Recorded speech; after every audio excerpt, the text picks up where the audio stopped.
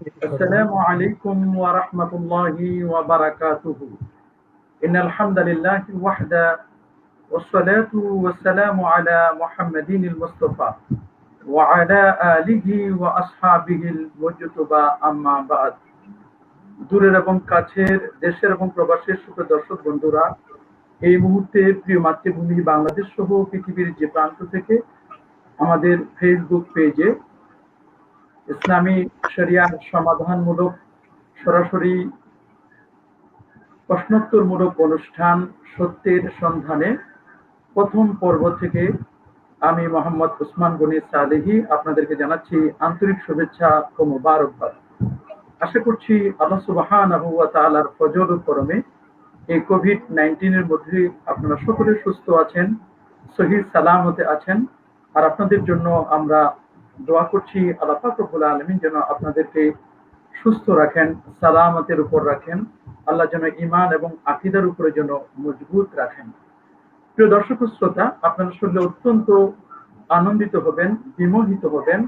আজকে আমাদের এই লাইফে আমরা এমন একজন গুণীজনকে আমরা পেয়েছি যিনি এদেশের লাখো মুহাদ্দিস, মুফাসসির, মুফতি এবং আদিবদের যিনি উস্তাজুল আসাদিজা, যিনি ঐতিহ্যবাহী সারসিনা দারুস সুন্নাত আলিয়া মাদ্রাসার সাবেক প্রধান মুফাসসির, সুপ্রিম কোর্টের সেই ইমিকাস কিউরির সামনে যিনি এই বাংলাদেশে যখন ফতোয়াকে একেবারে রিমুভ করে দিতে চেয়েছিল সেই ফতোয়াকে এস্টাবলিশকারী, ফতোয়ার পক্ষে যিনি দীর্ঘ সময় বক্তব্য দিয়ে এই প্রিয় মাতৃভূমি বাংলাদেশে যিনি ফতোয়াকে এস্টাবলিশ করেছিলেন, তিনি আর অন্য কেউ নয়, তিনি আমাদের সকলের পরিচিত, সারা পৃথিবীতে যার বিচরণ রয়েছে, তিনি হচ্ছেন ঢাকা নেসারিয়া কামিল মাদ্রাসার সম্মানিত প্রিন্সিপাল হযরতুল হাজ্জ আল্লামা ডক্টর কাফিল উদ্দিন সরকার সালেহী হুজুর। তিনি ইতিমধ্যে আমাদের সাথে যুক্ত হচ্ছেন। আমরা হুজুরকে একটু সালাম দেব, হুজুরের দোয়া নেব ইনশাআল্লাহ। আমরা হুজুরের সাথে এই মুহূর্তে যুক্ত হচ্ছি। আসসালামু আলাইকুম। ওয়ালাইকুম আসসালাম ওয়া রাহমাতুল্লাহি ওয়া বারাকাতুহু। কেমন আছেন আপনি? জি, আল্লাহ মেহেরবানি, দোয়া। যারা আজকের এই মুহূর্তে সংযুক্ত হয়েছেন, বিশেষ করে আমাদেরকে দেখতে পাচ্ছেন, আমাদের দেশ এবং বিদেশে, প্রবাসে, সবার প্রতি আমার আন্তরিক শুভেচ্ছা এবং প্রাণ ঢালা প্রীতি। আলহামদুলিল্লাহ। সম্মানিত দর্শক ও শ্রোতা, আমরা আপনাদেরকে আগেই জানান দিয়েছিলাম যে আজ আমরা কথা বলবো ইসলামী আকীদার গুরুত্ব নিয়ে।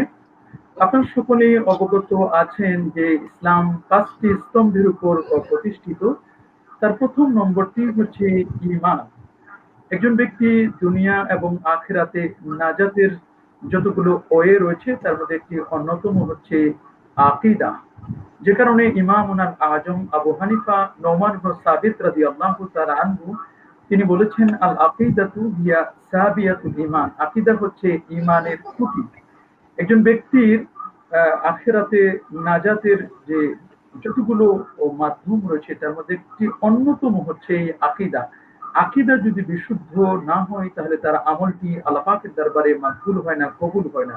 যে কারণে খোদ ইমাম বুখারী রাহমাতুল্লাহ আলাইহি সহ আরো অসংখ্য মুহাদ্দিসিন কেরাম তাদের কিতাব যখন স্টার্ট করেছেন, কিতাব যখন শুরু করেছেন, যদিও সহিহ বুখারী মুকাদ্দামায় বাবু বাদিউল ওহী সম্পর্কে আলোচনা করা হয়েছে, কিন্তু মূলত কিতাবটির সূচনা হচ্ছে কিতাবুল ঈমান দিয়ে। তার মানে ঈমান এবং আকীদা, ইলমুত তাওহীদ দিয়ে কিন্তু তারা শুরু করেছে, যেটি হুজ্জাতুল ইসলাম ইমাম গাযালী রাহমাতুল্লাহ আলাইহি এই ইলমকে বলেছেন আশরাফুল উলুম। এই পৃথিবীতে যত ইলম আছে সমস্ত ইলমের সম্মানিত যে ইলমটি সেটি হচ্ছে ইলমুত তাওহীদের ইলম, ইলমুল আকীদা বা আকীদার ইলম। আজ আমরা আমাদের সম্মানিত অতিথি আল্লামা ডক্টর কাফিল উদ্দিন সরকার সালেহী হুজুর, আমরা তার কাছ থেকে ইসলামী আকীদার গুরুত্ব এবং একজন ব্যক্তি এই কঠিন একটি মুহূর্তে ইসলামী আকীদাকে কিভাবে মজবুত করে ধারণ করতে হয়, এই মুহূর্তে যদি আমাদের আকীদা যদি বিশুদ্ধ না হয় তাহলে আমরা কোন ধরনের বিপদের সম্মুখীন হব, এই বিষয়গুলো আমরা জানবো। আমরা সরাসরি সম্মানিত অতিথির কাছে যাচ্ছি। শায়েখ, আপনি যদি আমাদেরকে ইসলামী আকীদার গুরুত্ব সম্পর্কে জাতির উদ্দেশ্যে যদি কিছু বলতেন। ধন্যবাদ মাওলানা মোহাম্মদ উসমান গনি সালেহী। আজকের এই আলোচনায় আপনি আমাকে সংযুক্ত করেছেন। বিশেষ করে আজকের এই সুযোগ হলো যে আমরা দুজনে মিলে একত্রিতভাবে আজকে জাতির সামনে আমরা উপস্থিত হয়েছি। আপনার অবস্থানে থেকে আপনার যে সকল মানুষ আপনাকে ভালোবাসে, আমাকে ভালোবাসে, আজকে এই দুজনকে আমরা একত্রিত হওয়ার কারণে তারা কিন্তু আজকে একটা বোধহয় আনন্দের ভিতরে আছেন, আমি এটা বিশ্বাস করি। আর বিশেষ করে যে বিষয়টির উপরে আজকের আলোচনা, সেটি হলো যে আকীদা। আপনি নিজেও বলেছেন যে আল আকিদাতু হিয়া জাবিয়াতুল ঈমান, আকীদা হচ্ছে ঈমানের খুঁটি। তো আমাদের ঈমান, ইসলাম, আমাদের ইসলামের যে পঞ্চবেনা আছে, বুনিয়াল ইসলাম আলা খামসিন শাহাদাতু আল্লা ইলাহা ইল্লাল্লাহ ওয়া ইকামুস সালাহ ওয়া ইতাউজ যাকাত ওয়া হজ্জ বাইতুল্লাহিল হারাম, এই যতগুলো আছে এই পঞ্চবেনা, এই পাঁচটি হচ্ছে ইসলামের বেনা। তো এই ইসলামের যে আরকান রয়েছে, ইসলামের যে বাইরের যে সমস্ত শর্ত বিষয় এবং ভিতরের যে সমস্ত রোকন রয়েছে, এই সবগুলোর মূল বিষয় যেটা, সেটা হলো ঈমান। কিন্তু একজন ব্যক্তি, তার যদি ঈমানই মজবুত না হয়, তাহলে কিন্তু তার নামাজের কোনো কদর, নামাজের কোনো মূল্য থাকবে না। তাহলে তার যাকাত বলেন, হজ বলেন, প্রত্যেকটার মূল বিষয়ে, যদিও শাহাদাতু আল্লাহ ইলাহা ইল্লাল্লাহ, আল্লাহর প্রতি তার এই সাক্ষ্য যে আল্লাহ ছাড়া কোনো মাবুদ নেই, এই বিষয়টা, এটা যদিও ঈমানের একটা বিষয়, কিন্তু বাকি যে বিষয়গুলো সব কিন্তু ওই একটার উপর নির্ভরশীল হয়ে আছে। আমরা যদি লক্ষ্য করি, তাহলে ঈমানের এই পঞ্চবেনা, যেটা মাফরুজাতের ভিতরে, যেটা মাকতুবাতের ভিতরে, এটা রোজা এবং নামাজ, এটা যেন জনসাধারণ সবার উপরে।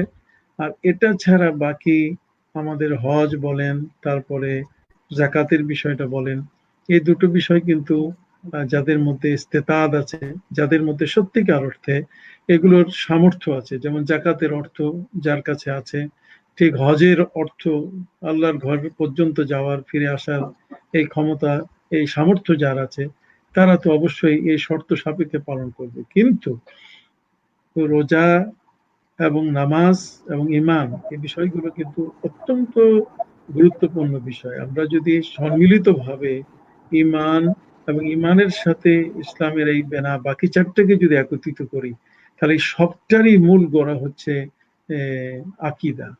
আকীদা শব্দটা, এটি পবিত্র কোরআন মজিদে এই ধরনের শব্দ কিন্তু আসেনি, বরং আকীদা এটা একদুন এসছে, অকদুন এবং আকদুন। আপনি দেখবেন বার বীর বুর। তো জাহার আল ফাসাদ ফিল বাররি ওয়াল বাহরি বিমা কাসাবাত আইদিন নাস, এখানে বার বলতে গেলে স্থলভাগকে বোঝানো হয়েছে, বীর বলতে গেলে কল্যাণকে বোঝানো হয়েছে। পবিত্র কোরআন মাজিদে আল্লাহ পাক রব্বুল আলামিন বলেছেন, লাইসাল বিররা আন তুওয়াল্লু উজুহাকুম কিবালাল মাশরিক ওয়াল মাগরিব। ঠিক অনুরূপভাবে বুর শব্দের অর্থ গমকে বোঝানো হয়েছে, আল বুররু বিল বুররে, যেটা আল হেন্তাতু বিল হেন্তা ইত্যাদি ভাষায় নবী করিম সাল্লাল্লাহু আলাইহি ওয়াসাল্লামের হাদিসের মধ্যে এসছে। তো এই জন্য আকদুন শব্দের অর্থটাকে যদি আমরা দেখি, তাহলে আকদুন, একদুন, উকদুন, এই তিনটি শব্দের কিন্তু অর্থগত পার্থক্য, যেমন ওয়াজু, বেজু, উজু, এই তিনটা শব্দের কিন্তু উচ্চারণে এখানে কিন্তু অর্থগত পার্থক্য আছে। ওয়াজু শব্দের অর্থ হচ্ছে আমাদের উজুর কাজটা করে শেষ যে পানিটা বেঁচে থাকে, সেটা উজু হচ্ছে কাজটা। তাহলে ঠিক, আর বেজু হচ্ছে উজু করার পরে আমাদের বদনায় বলেন বা আমাদের পাত্রে যে পানিটা বেঁচে থাকে। তাহলে দেখেন, শুধু একটি মাত্র জের জবর পেশ এর পার্থক্যের কারণে কিন্তু এখানে অর্থের পরিবর্তন হয়েছে। তো এখানে সাধারণত আমরা বলে থাকি যে একদুন শব্দের অর্থ হচ্ছে গলার হার। যেমন খলিফা হারুনুর রশিদের সামনে একজন কবি আবু নওয়াজ, উনি বলছিলেন, লাকাদ জা শেরি আলা বাবিকুম কামা জা একদুন আলা খালেসা। এখানে এই একদুন শব্দের অর্থ হচ্ছে গলার হাত। সেখানে কবি আবু নওয়াজ, কিছু এমন কবিরা তো সাধারণত এরকমই হয়ে থাকে, কখনো স্ত্রী মারা গেছে, কাফনের টাকা দাবি করত, কখনো এই টাকা দাবি করত, ওই টাকা দাবি করত। তো খলিফা হারুন রশিদ তার উপরে বলতে গেলে একটু বিরক্তই হয়েছিলেন। এখন উনি ঘর থেকে বের হয়ে যখন এসেছিলেন, বের হয়ে আসার পর আবু নওয়াজ সামনাসামনি। এখন খলিফা হারুন রশিদের কাছ থেকে কিছু চাইতে গেলে উনি তো ওইভাবে দেবেন না। এ কারণে উনি এমন সুন্দর করে একটি কবিতা রচনা করে দিলেন। খলিফা হারুন রশিদ একটু খালেসা নামে একটি দাসীর প্রতি তিনি দুর্বল ছিলেন।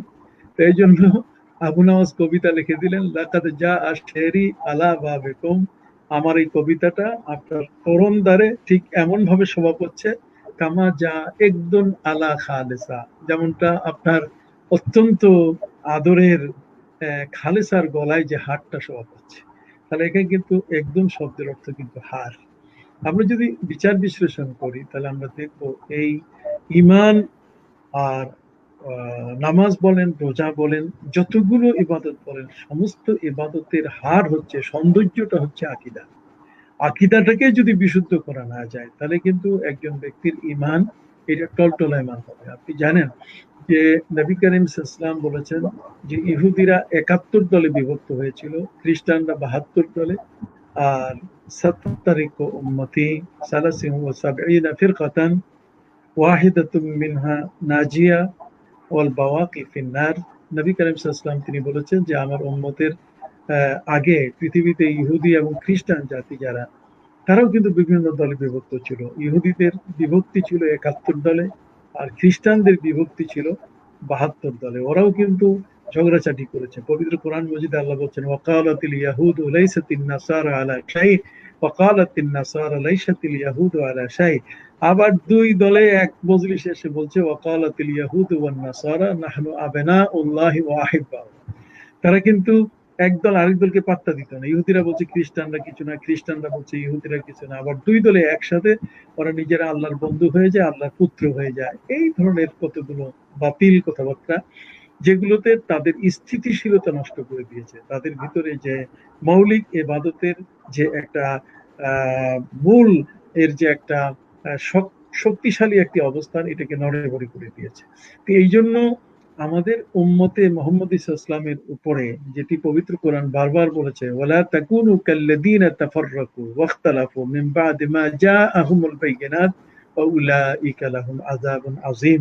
এখানে যে আমাদেরকে আল্লাহ তাআলা বলছেন যে তোমরা কিন্তু পরস্পরে বিচ্ছিন্ন হইও না, এবং নিজেদের মধ্যে সত্য আসার পরে তোমরা কিন্তু একে অপরের সাথে ইখতিলাফ করো না।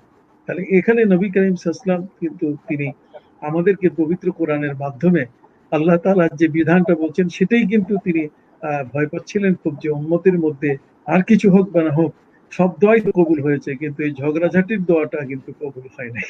তার কারণ হচ্ছে এই যে উম্মতের মধ্যে পরস্পর একটি বিষয় আপনার কাছে জানতে চাচ্ছি যে অনেকেই কিন্তু প্রশ্ন করতেছেন যে ঈমান এবং আকীদার মধ্যে তেমন কোনো পার্থক্য আছে কিনা, নাকি একটি আরেকটির সম্পূরক নাম? না না না, ঈমান আকীদা এটা একটি আরেকটি সম্পূরক নয়। ঈমান একটি আলাদা জিনিস আর আকীদা আরেকটা জিনিস। আকীদা হচ্ছে সমন্বিত রূপ, আর ঈমান হচ্ছে এটা পর্যায়ক্রমিক ব্যাপার। পর্যায়ক্রমিক ব্যাপার বলতে গেলে যেমন প্রথমে আল্লাহর উপরে ঈমান আনা, লা ইলাহা ইল্লাল্লাহ, শাহিদাল্লাহু আন্নাহু লা ইলাহা ইল্লাহু। এটা নবী করিম সাল্লাল্লাহু আলাইহি ওয়াসাল্লামের উপর এক সময়কালে কিন্তু ঈমান এতটুকুই ছিল যে আল্লাহর প্রতি ঈমান আনতে হবে, আল্লাহ এক। এরপরে মোমান বিহি বেড়ে গেছে। মোমান বিহি বলতে গেলে যখন নামাজ ফরজ হয়েছে তখন ইমানের সাথে নামাজের অংশটা যোগ হয়ে গেছে, তাহলে ইমান এখানে একটা অংশ পেয়ে গেল। তারপরে যখন রোজা ফরজ হয়ে গেল তখন রোজার প্রতি ইমান আনা, এটা আল্লাহর বিধান, এটাকে বিশ্বাস করা। ঠিক অনুরূপ ভাবে হজের যখন আইন জারি হলো তখন নবম হিজরি সনে হজ, দ্বিতীয় হিজরি সনে এই যে জাকাতের কথাটা, তারপরে রোজা রমজানের যে বিষয়টা আসলো, এগুলো কিন্তু মোমান বিহি। তো কাজে মোমান বিহি অনুযায়ী ঈমান কিন্তু এটা বাড়ে এবং কমে। আমাদের সমাজের ভিতরে আজকের কিছু বিভ্রান্ত মানুষ আমাদেরকে বিভ্রান্ত করছে। আমাদের কোনো কোনো ব্যক্তি বা কোনো কোনো এলাকার নাম ধরে বা কোনো কোনো দরবারের নাম ধরে কেউ কেউ এই বিষয়গুলো নিয়ে কথা বলছে। দেখুন, ইমাম আবু হানিফা রাহমাতুল্লাহ আলাইহি তার যে মাসাবের যে বিষয়টা, সেটা হলো ঈমান কিন্তু আপন অবস্থায় ঠিক থাকে। ঈমান কিন্তু এটা রবারের মতো বাড়েও না, রবারের মতো কিন্তু কমে না। বাকি পবিত্র কোরআন মজিদে প্রায় ৫-৬০টি আয়াত এমন আছে, ওয়াজদাদু ঈমানা, এখানে মোমান বিহি অনুযায়ী। তার মানে যখন ঈমানের সাথে যে জিনিসটা যোগ হয়ে গেছে, এই যোগ হওয়ার কারণে তখন ইমানের এই অংশগুলো বের হয়ে যাওয়ার কারণে এগুলোর উপর ইমান আনা আমাদের জন্য ফরজ হয়ে গেছে। তো কাজে আমরা যদি লক্ষ্য করি তাহলে ইমানের যে বিষয়টা এটা এক জিনিস, আর আকীদার বিষয়টা আমি সংক্ষেপে একটু বুঝিয়ে দিই। আকীদা হলো যেমন আপনার কাছে মণিমুক্তা আছে, এই মণিমুক্তাটা এটা সমুদ্র থেকে কষ্ট করে আপনি নিয়েছেন। একজন ব্যক্তির ইমানটা কিন্তু তার দুর্লভ সম্পদ, এটা মণিমুক্তার চেয়েও কিন্তু অনেক বড়। মণিমুক্তা তো সমুদ্রে পাওয়া যায়, আর মাছ পাওয়া যায় বাজারে। আর ইমান কিন্তু মণিমুক্তার মতো সমুদ্রেও পাওয়া যায় না, এটা বাজারেও পাওয়া যায় না, এটা কোনো মৌলবী, কোনো মাস্টার বা কোনো জায়গায় পাওয়া যায় না, বরং ইমান এটা আল্লাহর পক্ষ থেকে বরাদ্দ হয়। যখন আল্লাহর পক্ষ থেকে এই ইমানটা বরাদ্দ হয়, সেই ইমানটাকে সংরক্ষণের যে পদ্ধতিটা, এটার নামই হলো আকীদা।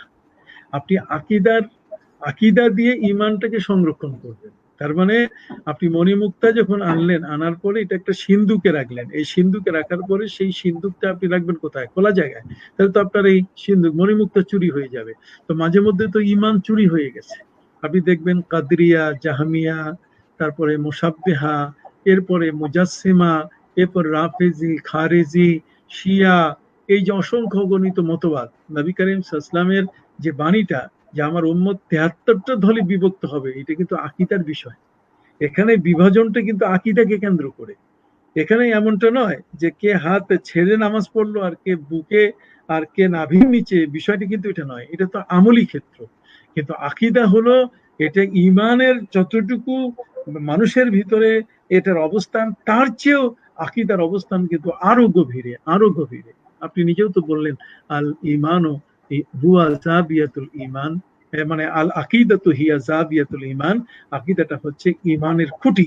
তাহলে ইমানের যদি খুঁটি হয়, তাহলে ইমান কোন জিনিসটা? ইমান তো আমাকে আনতে হবে আমানতু বিল্লাহি ওয়া মালাইকাতিহি ওয়া কুতুবিহি ওয়া রুসুলি।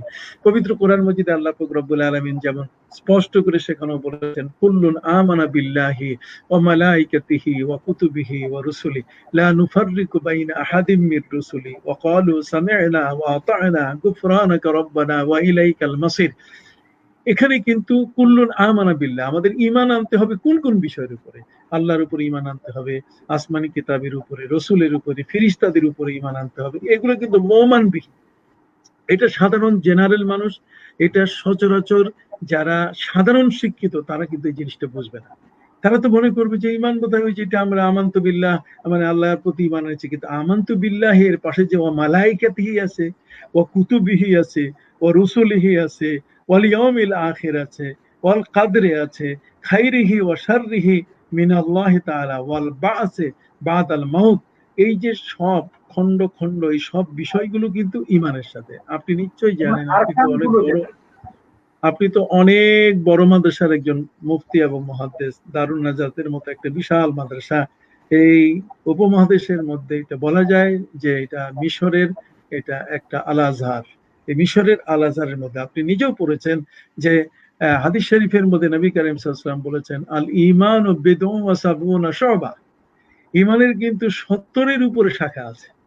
তো কাজেই ঈমান এবং আকীদা, আকীদা হচ্ছে ঈমানের পরিবেষ্টনী। তার মানে আপনি মণিমুক্তাটা ধরে রাখবেন একটা সিন্ধুকে, তো সিন্ধুকটা কি রাস্তায় পথে আপনি রাখবেন? মণিমুক্তা কি যেখানে সেখানে ফেলে রাখবেন?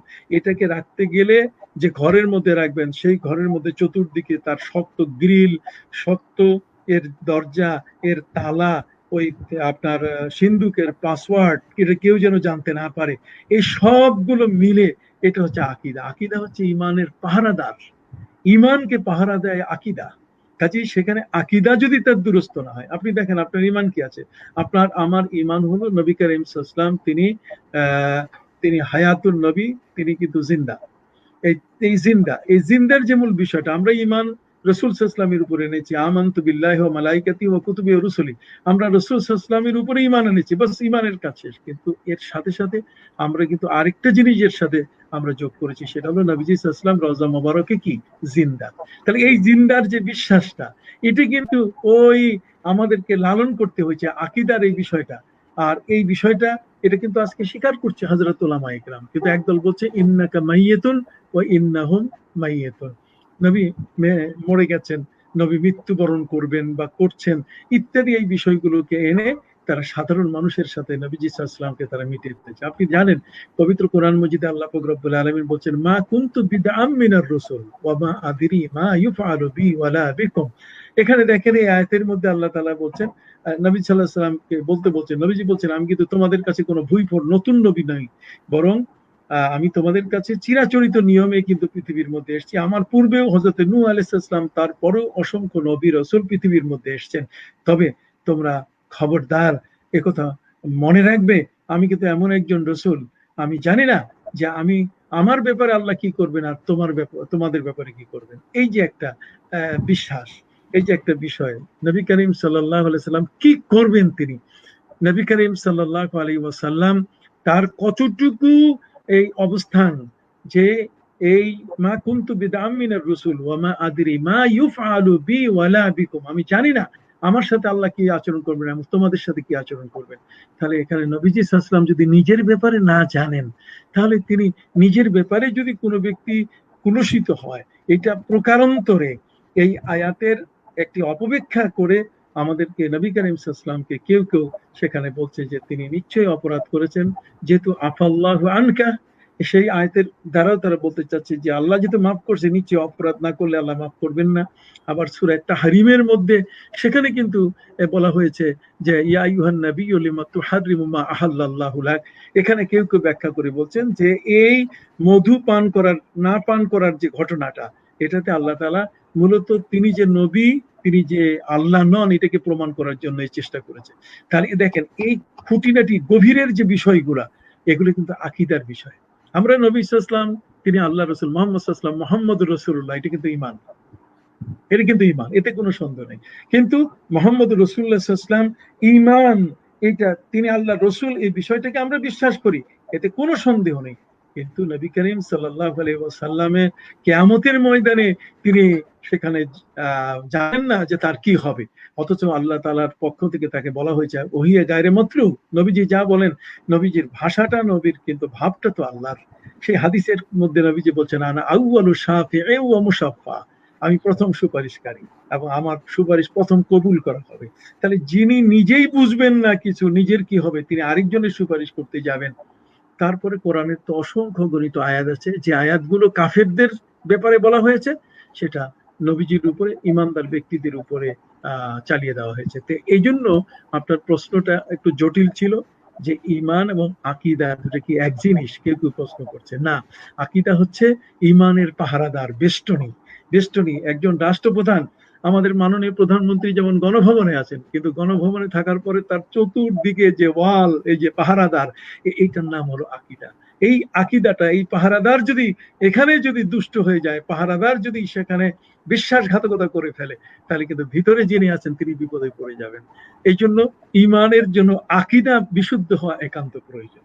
সেই আকীদাটাকে যদি আমরা পরিষ্কার করতে না পারি, তাহলে কিন্তু পবিত্র করতে না পারি, তাহলে ঈমান কিন্তু টিকবে না। ঈমানের অস্তিত্বটাই নির্ভর হচ্ছে, জাবিয়া শব্দের আপনি কথা বলছেন, আল আকীদাতু হিয়া জাবিয়াতুল ঈমান, মানে খুঁটি, ছাদ আছে, খুঁটি যদি না থাকে তাহলে সে ছাদ তো টিকবে না, খুঁটি না থাকার কারণে ভেঙে চুরমার হয়ে যাবে। জি, তার মানে আপনি বোঝাতে চাচ্ছেন যে পাইলিংটা যদি আমাদের মজবুত হয়, তাহলে পাইলিং মজবুত হলে আমাদের বিল্ডিংটা, আমরা পাইলিং যত বেশি মজবুত হবে, তত তলা বিল্ডিং সেখানে স্থাপন করা খুব সহজ হবে এবং এটার লংজিভিটি।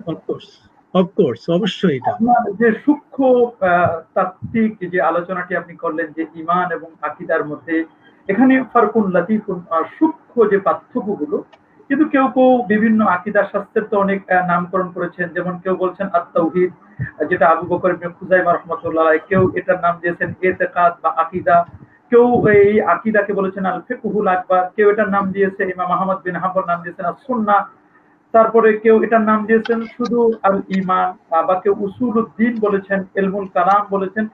এভাবে বিভিন্ন জনে এই ইলমুল আকীদা বা আকীদার বিষয়ে তারা বিভিন্ন নাম দিয়েছেন। তবে আপনি যে সূক্ষ্ম পার্থক্যটি বললেন, এটি আসলে সবার জন্য বোঝা বড় কঠিন।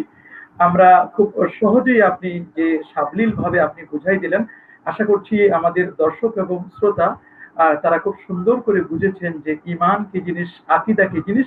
এবং আমাদের একটি পরিচয় রয়েছে যে আমরা আকীদাতান আহলুস সুন্নাহ ওয়াল জামাআহ, আমরা হচ্ছি মাযহাবান ইমামে আযম আবু হানিফা নুমান ইবনে সাবিত রাদিয়াল্লাহু তাআলা অনুসারী, এবং আমরা তরিকাতান, কাদরিয়া, চিশতিয়া, মুজাদ্দিদিয়া, নকশবন্দিয়া এবং সিলসিলাগত দিক থেকে বিভিন্ন জন বিভিন্ন সিলসিলার হতে পারে। আমরা সিলসিলায় ফুরফুরা এবং সারসিনা হয়ে আমরা ফুরফুরা, এটি হচ্ছে আমাদের পরিচয়। আলহামদুলিল্লাহ, আপনি আকিদার উপরে খুব চমৎকার বললেন এবং আমি যতটুকু জানি যে আপনি সালসিনা আলিয়া মাদ্রাসার যখন প্রধান মুফাসসির ছিলেন, প্রথমে তো আপনি অ্যারাবিক লেকচার হিসেবে যোগদান করেছিলেন এবং যারা আপনার কাছে আকীদা পড়েছে, আমরা অবাক হয়েছি যে আপনি এই আকীদা নিয়ে শুনেছি ১ মাস পর্যন্ত আপনি কথা বলেছেন শুধু একদুন, আকদুন, উকদুন এই বিষয়টি নিয়ে। আজকে খুব দুঃখ লাগে যারা আপনার ব্যাপারে বিভিন্ন কথা বলে যে উনি আকীদার ব্যাপারে এই কাজা ওয়া কাজা ওয়া কাজা, এগুলো আসলে তাদের যে ইলমুল কালাম বা ইলমুল আকীদা সম্পর্কে তাদের জ্ঞান না থাকার কারণে আসলে তারা এমন তুহমত, এই অপবাদটি দিয়ে থাকে। আশা করছি এই তুহমত গুলো আপনি এক এক করে আকীদার কথাগুলো মানুষের কাছে বলে তারা আপনার ব্যাপারে যেটি বলে এটি আমরা ইনশাআল্লাহ আমরা তাদেরকে জানান দিতে চাই সত্যিকার অর্থে যে আমাদের শেখ তিনি ইলমুল আকীদার উপরে তিনি একজন দক্ষ বিজ্ঞ। আশা করছি আপনারা তার এই সূক্ষ্ম আলোচনায় তা বুঝতে পেরেছেন। শায়েখ, আমরা এখন কিছু প্রশ্ন নিব, যেহেতু অনেকেই প্রশ্ন করেছেন এবং এই প্রশ্নগুলো আমাদের কাছে জমা হয়ে আছে।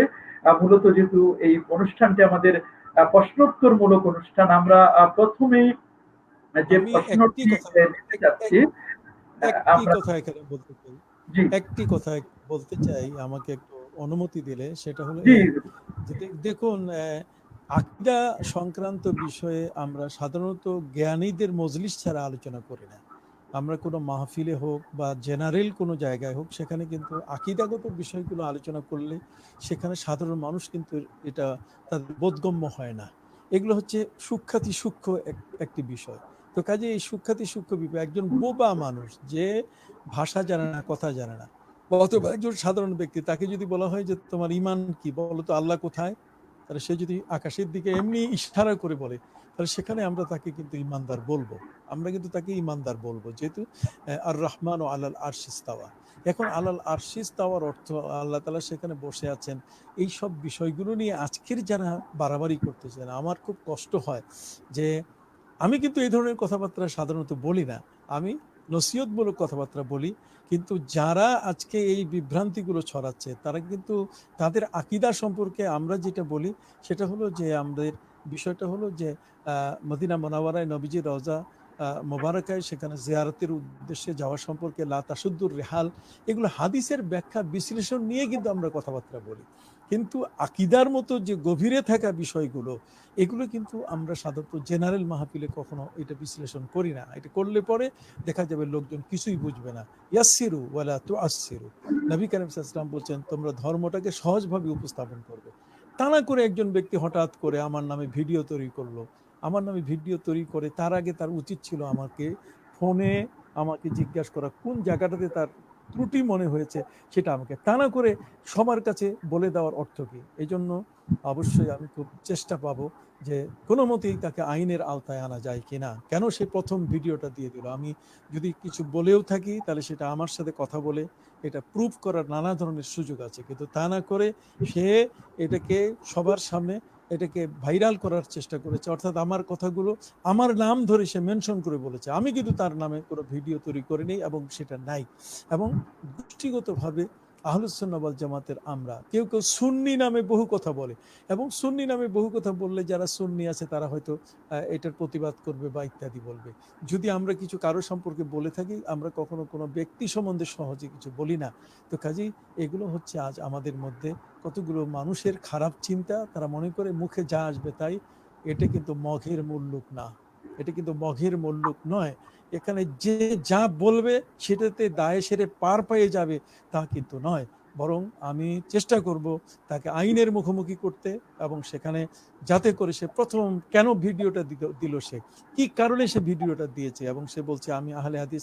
তাহলে হাদিস হলে তুমি আহলে হাদিস ব্যক্তি হতে পারো, কিন্তু আমার নাম নিয়ে তুমি বলতে পারো না, তুমি সাধারণভাবে তোমার বক্তব্য দিতে পারো। তা না করে সে কিন্তু এই কাজগুলো করেই যাচ্ছে এবং এই দেশের মধ্যে অশান্তি সৃষ্টি করছে, সারা দেশের মধ্যে, সারা দেশের মুসলমানদের মধ্যে ঐক্যের মধ্যে ফাটল সৃষ্টি করছে।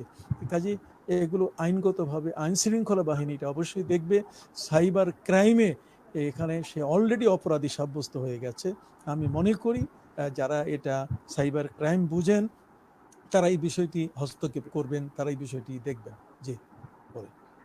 শুকরান, জাযাকাল্লাহ শাইখ। আমরা প্রশ্ন নিতে চাই। আমাদের কাছে এই মুহূর্তে একজন যুক্ত আছেন, আব্দুর রাজ্জাক রাজাপুরী। তিনি প্রশ্ন করেছেন যে মাস্ক পরে নামাজ বিশুদ্ধ হবে কি? দেখুন, আমরা তো সবসময় একটি বিষয়ের সতর্কতা হলো সবচেয়ে বড়। আর জরুরত তুবিহুল মাহজুরাত। একজন ব্যক্তি যদি এমনিও মুখ ঢেকে, যদি নাক মুখ ঢেকে যদি নামাজ পড়ে, তবুও তার নামাজ শুদ্ধ হয়ে যাবে। কারণ একজন পুরুষ মানুষ কোনো কারণে, আপনি দেখবেন এই যে সৌদি আরব থেকে সৌদি যারা আমরা যাওয়া আসা করার দেখি, এই সমস্ত মানুষ সবসময় মাথায় রুমাল দেয়। রুমাল দেখলেই চিনা যায় যে উনি কিন্তু কোনপন্থী। রুমালি একদল মানুষ কিন্তু বাংলাদেশে আছে, আপনি দেখবেন ওদেরকে রুমাল ছাড়া পাবেন না। ইল্লা মাশাআল্লাহ একজন দুইজন আছে রুমাল ছাড়া। নিজেদেরকে ওরা ওই দেশের পোশাকটা নিজের দেশে, এটা কিন্তু নবী করিম সাল্লাল্লাহু আলাইহি ওয়াসাল্লামের পোশাক ছিল না। এই যে রুমালটা এইভাবে ঝুলাই দেওয়া, এই ইসবাল, তার মানে দুই দিকে ঝুলে আছে, আর আল্লাহু আকবার, এটা তো না। এই যে এটা ইসলামের ক্ষেত্রেও কিন্তু এখানে প্রশ্ন আছে অনেক। তো মূল বিষয়টা যেটা হলো যে অনেক সময় দেখা যায় যে নামাজ পড়তে গিয়ে কিন্তু সেখানে মুখের উপরেও কিন্তু রুমাল চলে আসে। এখন মাস্ক পরার যে ব্যাপারটা, এটা তো একটা মুখ, নাক এবং চোখ, এই তিনটা জায়গা হলো এই করোনা ভাইরাস প্রবেশের জায়গা। অতএব করোনা ভাইরাস কিন্তু এই হাতের এই তালু দিয়ে প্রবেশ করে না। করোনা ভাইরাস কিন্তু পায়ের আঙ্গুল দিয়ে প্রবেশ করে না, এটা কিন্তু নাক, মুখ, চোখ দিয়ে প্রবেশ করে। তো যেহেতু পার্শ্ববর্তী এলাকার পার্শ্ববর্তী মানুষটা যদি হাসি দেয়, সেই হাসিটা কিন্তু 3 ঘন্টা সেখানে যদি ভাইরাস থাকে, এটা কিন্তু বাতাসের সাথে এটা উড়ায়। তো বাতাসের সাথে ভেসে বেড়ালে সেটা থেকে রক্ষা পাওয়ার জন্য অবশ্যই আমি মসজিদে যাচ্ছি এবং আমি কোনো বাজারে যাচ্ছি, আমি চলাফেরা করছি, তাহলে সেখানে আমাকে ওয়ালা তুলকু বিআইদিকুম ইলা তাহলুকা, আমি যেন আমার জীবনটাকে ধ্বংসের দিকে ঠেলে না দেই। কাজেই এটা অবশ্যই মাস্ক পরে যদি কোনো ব্যক্তি নামাজ পড়ে, তাহলে এটা জায়েজ হবে, এতে কোনো অসুবিধা হবে না। জি। শুকরান, জাযাকাল্লাহ। আসলে তারা যে কথাটি বলতে চাচ্ছে যে নাহা রাসূলুল্লাহ আনিস সাদাল ফিস সালাত, সেটির ব্যাখ্যা তো আপনি বলে দিলেন যে মুখ ঢেকে নামাজ পড়তে নবীজি নিষেধ করেছেন, কিন্তু জরুরতের ক্ষেত্রে আমরা এই মুহূর্তে কঠিন পরিস্থিতিতে আমরা মাস্ক পরে নামাজ পড়তে পারবো। আপনি খুব চমৎকার বলেছেন। এমডি আতিকুল্লাহ তিনি জানতে চেয়েছেন যে ইসলামে কি তাজিমের সেজদা বলতে কোনো সেজদা আছে?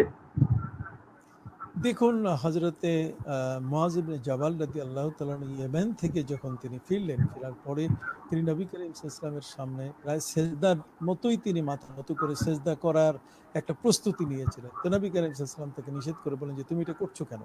তখন তিনি বলেন যে ইয়েমেনে আমি দেখতে পেয়েছি যে এই ধরনের একটা ঘটনা, এবং অন্য বর্ণনায়ও অন্য সাহাবী থেকেও এই ধরনের বর্ণনা এসছে।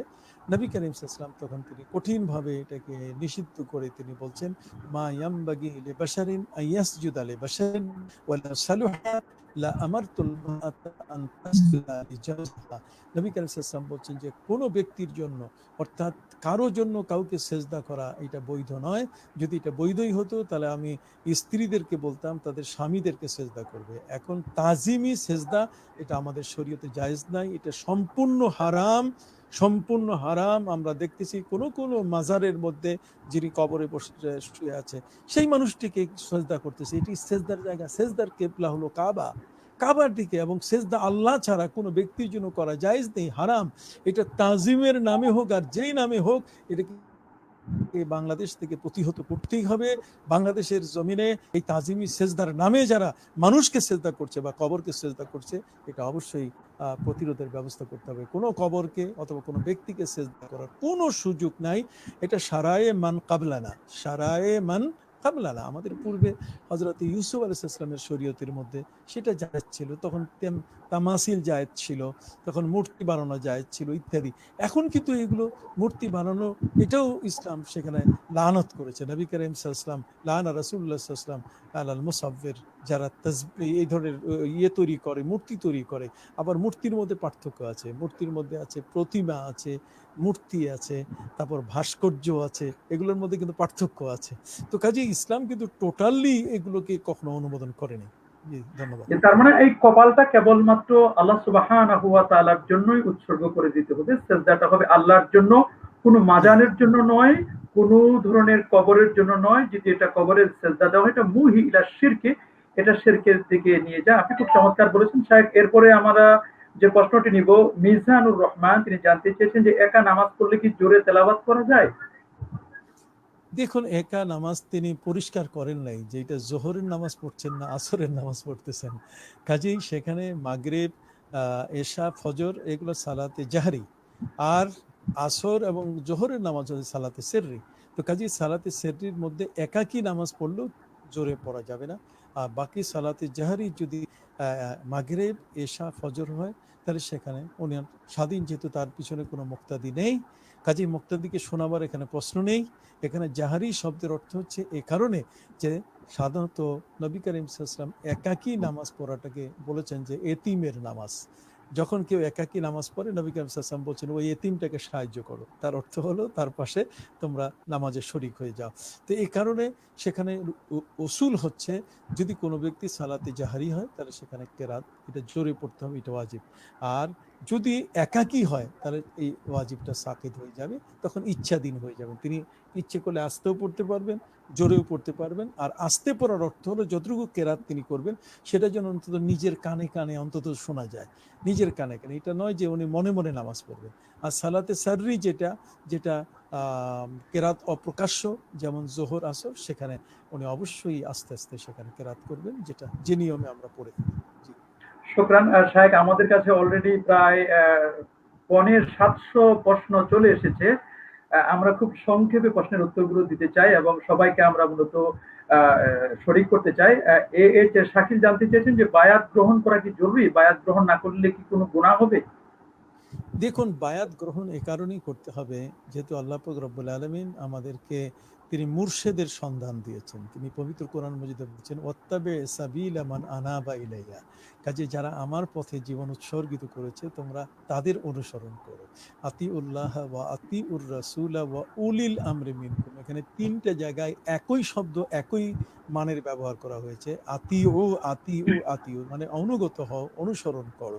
তো কাজে সেক্ষেত্রে এখানে উলিল আমর বলতে গেলে অধিকাংশ তাফসীরের ক্ষেত্রে বলা হয়েছে আল্লাহওয়ালা, পীর মাশায়েখ, এই সমস্ত যারা হক, নেককার, দিনদার, সাদেকিন, সালেহিন যারা পথ দেখায়। কাজেই তাদের হাতে বায়াত যখন হওয়া যাবে তখন সাধারণত একজন ব্যক্তি, একজন লোক যদি সে ডাক্তারি পড়তে চায় আর সে যদি অন্তত পক্ষে ইন্টার্নিং না করে, এটা প্র্যাকটিক্যাল কারো কাছে গিয়ে যদি না শিখে, তাহলে তো ওর দ্বারা তো লোক মারা যাবে। তো কাজেই কোনো অবস্থাতে একজন ব্যক্তি যদি প্র্যাকটিক্যাল আমল শিখাতে চায়, নবী করিম সাল্লাল্লাহু আলাইহি ওয়াসাল্লাম ওয়াইল ইবনে হুজর, যিনি ইয়েমেনের প্রিন্স, তাকে কিন্তু কাছে আবু বকর সিদ্দিক রাদিয়াল্লাহু তাআলার পাশে দাঁড় করাইয়া তাকে তিনি 60 ওয়াক্ত মানে 20 দিনে 60 ওয়াক্তের নামাজ তিনি তাকে শিখাই দিয়েছিলেন। তো কাজেই এখানে নবী করিম সাল্লাল্লাহু আলাইহি ওয়াসাল্লামের হাতে সাহাবায়ে কেরাম বায়াত গ্রহণ করেছেন। ইন্নাল্লাযীনা ইউবাইউনাকা ইন্নামা ইউবাইউনাল্লাহ। তো কাজে বায়াত শব্দটি অবশ্যই আছে এবং এটা জায়েজ। এটা জরুরি বলতে গেলে এতটুকু, যদি না হয় তাহলে সে লোকটা ওই কচুরি পানার মতো, কখনো নদীর এপারে ধাক্কা খাবে, কখনো ওপারে ধাক্কা খাবে, সে আমলগুলো ঠিক করতে পারবে না। জি। খুব চমৎকার বলছিলেন। আপনার আলোচনা থেকে আমরা বুঝতে পারলাম যে আত্মশুদ্ধির জন্য একজন হক্কানি পীরে কামেলের কাছে বায়াত গ্রহণ করা এটি আবশ্যকীয় বিষয় এবং এই পদ্ধতিটি হচ্ছে সুন্নাত। আপনি খুব চমৎকার বলেছেন। আবির মাহমুদ জানতে চেয়েছেন, হুজুর জামাতের সাথে নামাজ আদায় করলে ইমামের সাথে কি আমাদের তেলাওয়াত করা যাবে? না, দেখুন, এটা যাবে না। তার কারণ হচ্ছে নবী করিম সাল্লাল্লাহু আলাইহি ওয়াসাল্লাম পরিষ্কার ভাষায় বলেছেন, মান কানা লাহু ইমাম ফাকিরাতুল ইমামি কিরাতুল লাহু। যার ইমাম আছে, ইমামের কেরাতই মুসল্লিদের জন্য যথেষ্ট। হ্যাঁ, তবে যদি কোনো ব্যক্তি একাকী নামাজ পড়ে তাহলে তার জন্য তো কেরাত করা নিজের জন্য ফরজ। অবশ্যই তিনি যদি ইমাম হন তাহলে ইমাম হলেও তার কেরাত করা ওয়াজিব, এটা তাকে কেরাত করতেই হবে। তো কাজেই কেরাতের যে মূল বিষয়টা হচ্ছে ইমাম এবং সাধারণত একাকী নামাজ পড়ার ব্যাপারে। আর বাকি যদি মুক্তাদি হয় তা তো নবী পরিষ্কার করে দিয়েছেন। তো নবী করিম সাল্লাল্লাহু আলাইহি ওয়াসাল্লামের চেয়ে বেশি বোঝা শুরু করলাম। আর পবিত্র কোরআন মজিদে আল্লাহ তো নিজেই বলছেন ওয়াইজা কুরিয়াল কোরআন ফাসতামিউ লাহু ওয়ানসিতু। কাজেই যখন কোরআন পড়া হবে একজন ইমাম তো নিশ্চয়ই তিনি কেরাত করবেন। কেরাত না করলে উনি অবশ্যই কেরাত করছেন। এখন প্রশ্ন হলো সালাতে সাদরি যেগুলা, তার মানে জোহর এবং আসরের নামাজের মধ্যে সেখানে ইমামের পিছনে আমরা দাঁড়াই, ইমামের কেরাত তো আমরা শুনি না, তাহলে নিজে পড়বো কিনা। আমি বলতে চাই মাগরিবের সময় আমাদের গ্রামগঞ্জে ছোট মসজিদ মাত্র 2 কাতার হয়, আর পিছনে হাট হাট হাট বাজারের দিনে সেখানে 10 কাতার হয়। পিছনের কাতারের মধ্যে যখন মাইক ছিল না, এই ধরনের আধুনিক ব্যবস্থা ছিল না, তখন তো কোনো কেরাতেই শোনা যেত না। তাহলে কি সব মুসল্লির পিছনে একসাথে কেরাত শুরু করে দেবে? এগুলো সব মানে বর্তমান যুগের অবাস্তব কিছু বিষয়, যেগুলোতে একাকী যখন নামাজ পড়বেন তখন তাকে কেরাত পড়তে হবে। ইমাম যদি হন পড়তে হবে, মুক্তাদি হলে তার পড়ার প্রয়োজন নেই। নবী করিম সাল্লাল্লাহু আলাইহি ওয়াসাল্লাম বলেছেন, ওয়াইজা কাব্বার আল ইমাম ফাকাব্বিরু ওয়াইজা খারা ফানসিতু। যখন ইমাম তকবীর দিবে তোমরা আস্তে আস্তে তকবীর দাও, আর যখন কেরাত করবেন তখন তোমরা চুপ থাকবে। জি, ধন্যবাদ।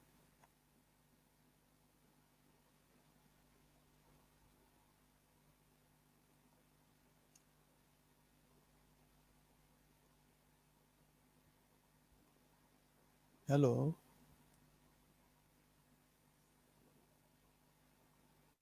হ্যালো।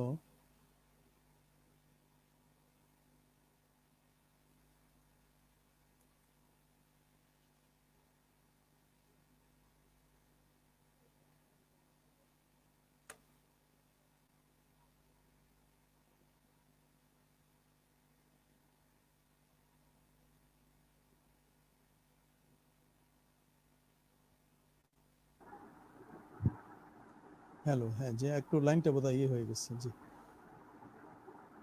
শায়েখ জানতে চেয়েছেন যে স্বামী স্ত্রী কি জামাতের সাথে নামাজ পড়তে পারবে, দয়া করে বলবেন।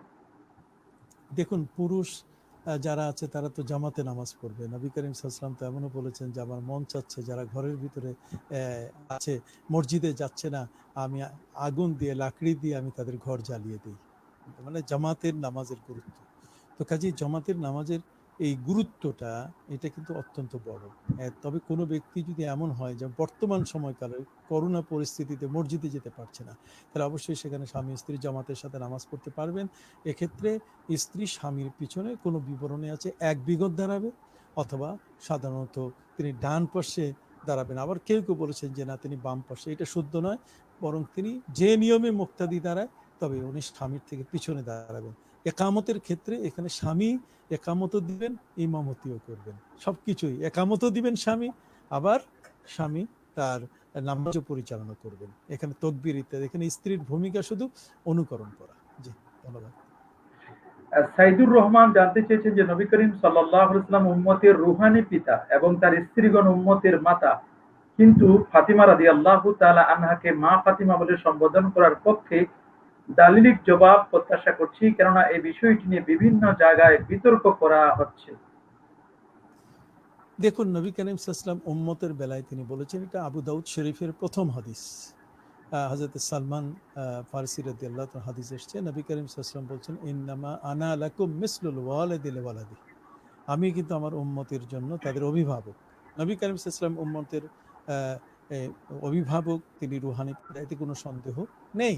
ঠিক অপর দিক থেকে পবিত্র কোরআন মজিদে আল্লাহ পাক রব্বুল আলামিন পেয়ারা নবী রসুল করিম সাল্লাল্লাহু আলাইহি ওয়াসাল্লামকে কিন্তু তার স্ত্রী যারা, তাদেরকে মায়ের মর্যাদা দেওয়া হয়েছে। এখন হযরতে ফাতেমা খাতুনে জান্নাত, খাতুনে জান্নাতকে আমরা দেখতে পাচ্ছি যে কেউ কেউ মা বলতে চায়। তো মা বলতে গেলে এখানে মা যখন আপনি বলবেন, তখন আপনার পজিশনটাকে চিন্তা করতে হবে যে আপনি কোন পজিশনের উপরে দাঁড়িয়ে তাকে মা বলছেন। তাকে আপনার পজিশনটা আগে ঠিক করতে হবে, যে নবী করিম সাল্লাল্লাহু আলাইহি সাল্লামের কন্যা যিনি, তিনি তো উম্মতের, তিনি সৈয়দাতুন নিসায়ে আহলিল জান্নাহ, তিনি জান্নাতি নারীদের সর্দারনী। তো কাজী জান্নাতি নারীদের সর্দারনী হিসাবে তাকে ওই ভাষাগুলো দিয়েই সম্বোধন করা, এটাই হচ্ছে নিয়ম।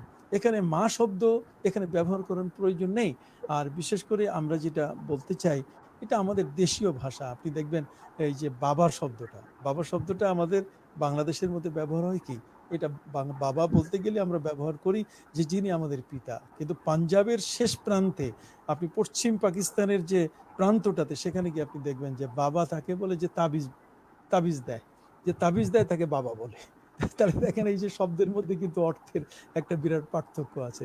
আমাদের দেশে বাবা মানে যিনি জনক, যিনি আমাদেরকে জন্ম দিয়েছেন। আর পাঞ্জাবের ওখানে গিয়ে দেখেন যে তাবিজ দেয়, যিনি তাবিজের কারবার করে, উনি হচ্ছেন বাবা। এই ধরনের বাবা। আবার কেউ কেউ ওই যে কবরের মধ্যে কেউ যদি থাকে তাহলে বাবা বলে ডাকে। ওই যেমন হজরতে খাজা মঈনুদ্দিন চিশতি আজমিরি রহমতুল্লাহ আলাই আমরা বলি, অথচ তারা বলছে বাবা আজমিরি। তো এই যে শব্দগুলো, বাবা শব্দের অর্থটা হচ্ছে অভিভাবকের অর্থে। এগুলো কিন্তু বাংলার কতগুলো শব্দ আছে, যে শব্দগুলো সাধারণত, তো এখন হজরতে মা ফাতেমা এই শব্দটা কেউ যদি বলে থাকে, মা বলছে এই দিক থেকে যেহেতু হজরতে হাসান এবং হুসাইন হাসনাইনের মা, পাক পাঞ্জেতনের অন্যতম দুইজন সদস্যের তিনি মা, সেই মহব্বতের দিক থেকে মা বলছেন, এটা নাজায়েজ কিছু নয়, এটা নাজায়েজ না। জি, ধন্যবাদ। শুকরান, জাযাকাল্লাহ। আরেক ভাই জানতে চেয়েছেন, সারওয়ার হোসেন ফয়াজি, তিনি বলছেন যে বয়স্ক ব্যক্তি কি চুলে কালো খেজাব বা কলব ব্যবহার করতে পারবে? দেখুন, বয়স্ক ব্যক্তি হোক আর যুবক ব্যক্তি হোক, কারোর জন্য এখানে কলবের ব্যবহারের ইসলাম যে বিধানটা দিয়েছে সেটা হলো যে যদি কেউ তার নিজের বয়সকে গোপন করে, এখানে কিন্তু বয়সের গোপনের কথা আছে। যেমন একজন ব্যক্তি সচরাচর আপনি দেখবেন যে তার বয়স হচ্ছে 15 বছর, কিন্তু মাথার চুল সব পেকে গেছে। তো এই যে অকালপক্কতা, এটি কিন্তু যদি উনি ওনার মাথার চুলগুলোকে যদি উনি এখানে কলপ করেন, তাহলে খেজাব করেন, এখানে নাজায়েজ হবে না। তার কারণ হচ্ছে এখানে তার বয়সটাই হচ্ছে এমন একটা বয়স যে বয়সে কিন্তু চুল পাকার কথা নয়, এটা কিন্তু বয়সের কারণে তার চুলটা পাকে না। কিন্তু একজন ব্যক্তির তার বয়স 50 বছর হয়েছে, 60 বছর হয়েছে, বয়সের কারণে স্বভাবত তার মাথার চুলগুলো পেকে গেছে।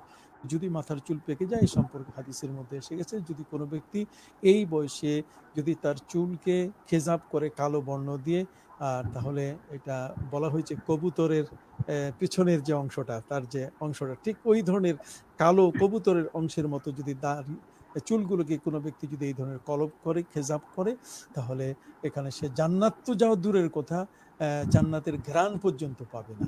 হ্যাঁ, তবে সৈনিকদের ক্ষেত্রে বলা হয়েছে যে যুদ্ধের ময়দানে যদি সৈনিকদের দাড়ি বা চুল পাকা দেখে, তাহলে হয়তো প্রতিপক্ষ দুর্বল মনে করতে পারে, অথবা কোনো স্ত্রী এমন আছে যে স্ত্রীর কাছে সেই স্বামী তাকে সময় দিতে হচ্ছে, সেখানে স্ত্রী অন্তত পক্ষে তার মন যোজনার জন্য যদি কোনো ব্যক্তি করে, তাও সেখানে বলা হয়েছে একেবারে এই যে কিসকিস কালো না, একেবারে কিসকিস কালো না, হাড়ির পাতিলের নিচে যে কালো বর্ণটা ওই বর্ণের নয়, বরং সেখানে মেরুন রঙের বা অন্য একটি ভিন্ন কালার, যাতে কালো হয়ে গেছে পুরা এই জিনিসটা যেন না বোঝায়। জি, ধন্যবাদ। শুকরান, জাযাকাল্লাহ। সাইদুজ্জামান সুমন, তিনি জানতে চেয়েছেন যে তাবিজ ব্যবহার করা কি জায়েজ? শায়েখ এই উত্তরটি দিবেন। উত্তরটি দেওয়ার আগে আমার মনে হয় আপনার একটু সাউন্ড কম আসতেছে। আমাদের দর্শকরা বলছেন আপনার একটু সাউন্ড যদি ক্লিয়ার করে নিতেন আমরা খুব খুশি হতাম। আচ্ছা, এখন কি শোনা যাচ্ছে? আমি এখন যে এখন শুনতে পাচ্ছি আমরা। জি, শুকরান। আচ্ছা, তাহলে তাহলে আমি ওই কানের এইটা ডিস্টার্ব করতেছে, এটা সবচেয়ে বেশি ডিস্টার্ব করতেছে এখন এটা। সবাই ক্লিয়ার করতে পারছেন। হ্যাঁ, এখন শুনতে পাচ্ছি। এখানে তাবিজ ব্যবহার করা ইসলামে নাজায়েজ নয়। এটা পবিত্র কোরআন মজিদে আল্লাহ তাআলা দুটো সূরা নাজিল করেছেন, যেটাকে মুআব্বাযাতাইন বলা হয়, এবং সেই দুটো সূরার মধ্যে একটি হচ্ছে সূরা আল ফালাক, আর একটা হচ্ছে সূরা আন-নাস। সূরা ফালাক এবং সূরা নাসের মধ্যে কুল আউযু বিরাব্বিল ফালাক, আউযু শব্দ আছে, এবং কুল আউযু বিরাব্বিন নাস, নবী করিম সাল্লাল্লাহু আলাইহি ওয়াসাল্লামের উপরে যখন জাদু করা হয়েছিল তখন এই সূরা দুটি নাজিল করা হয়েছে, এবং এই সূরার মাধ্যমে আল্লাহ তাআলা তাকে পানা প্রাপ্তির কথা, এমনি পবিত্র কোরআন মজিদে তো ওয়াকুর রব্বি আউযু বিকা মিন হামাযাতিশ শায়াতিন, এখানে আউযু শব্দ আছে। হযরতে নবী নূহ আলাইহিস সালাম তিনি নিজেও আউযু শব্দ পড়েছেন।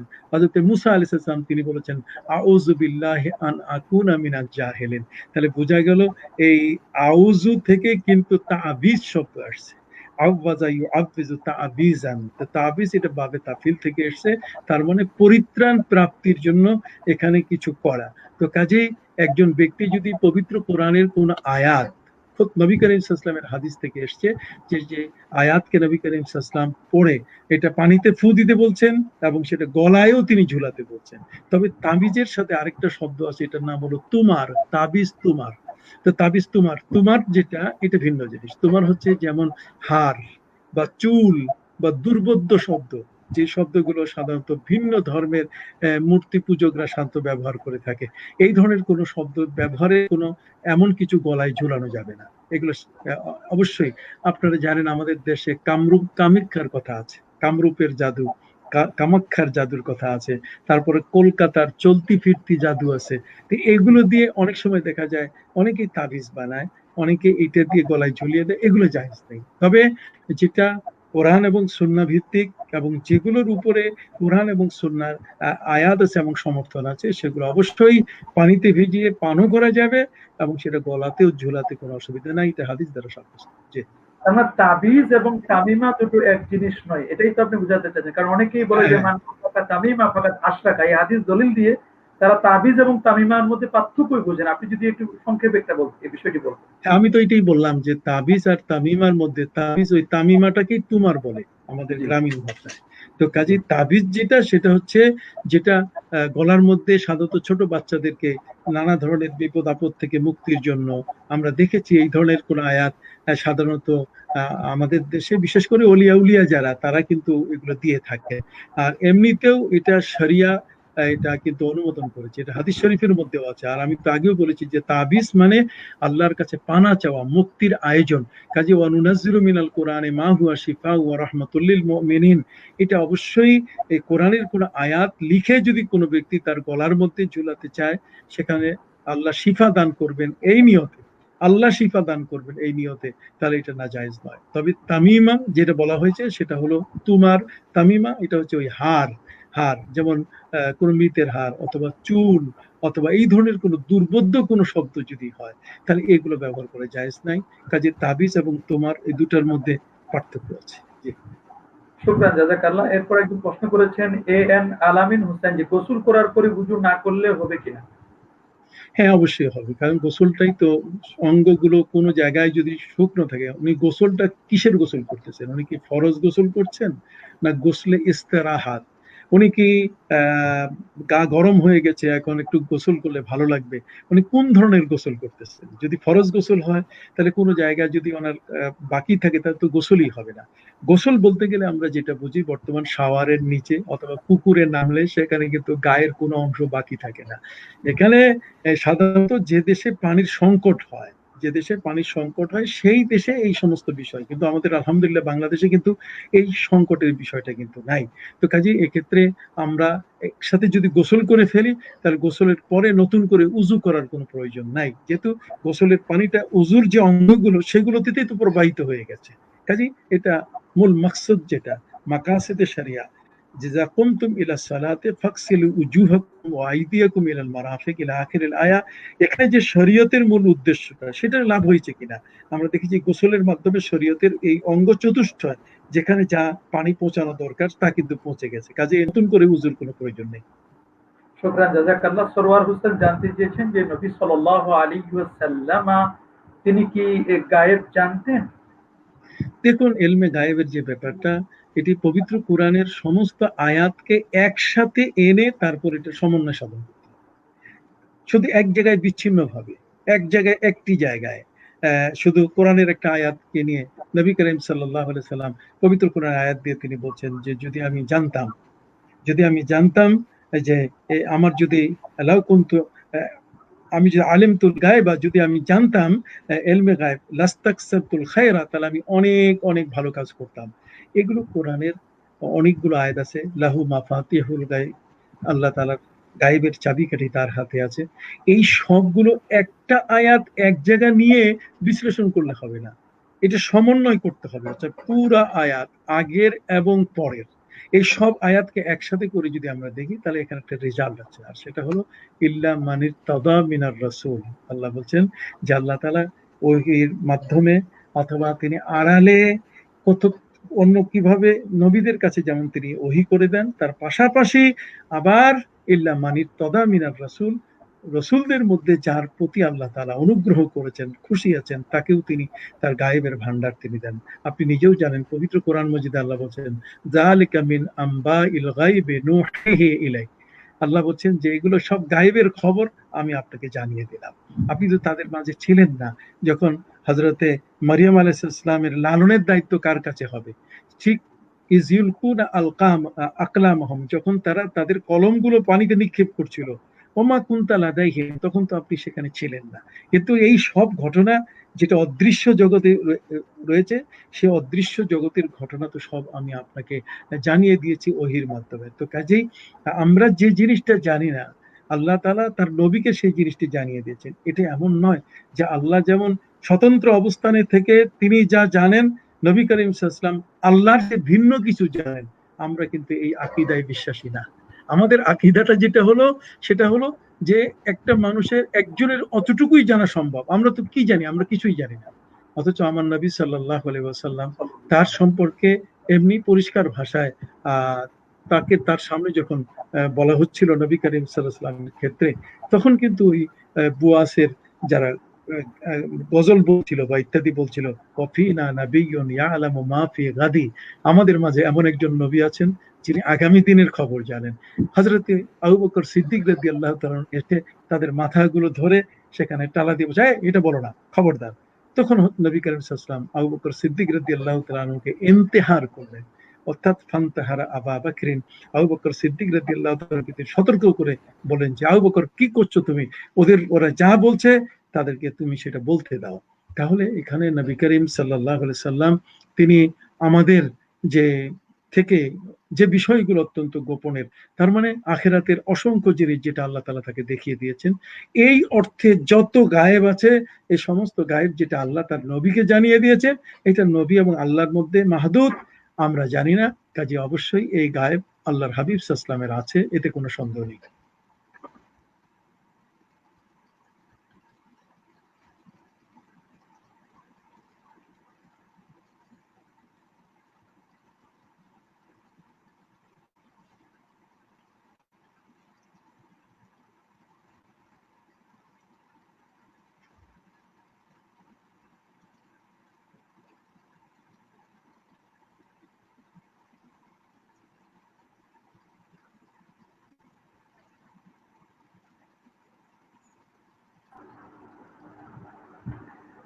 শাহেখ আমাকে শুনতে পাচ্ছেন? হ্যাঁ, শুনতে পাচ্ছি।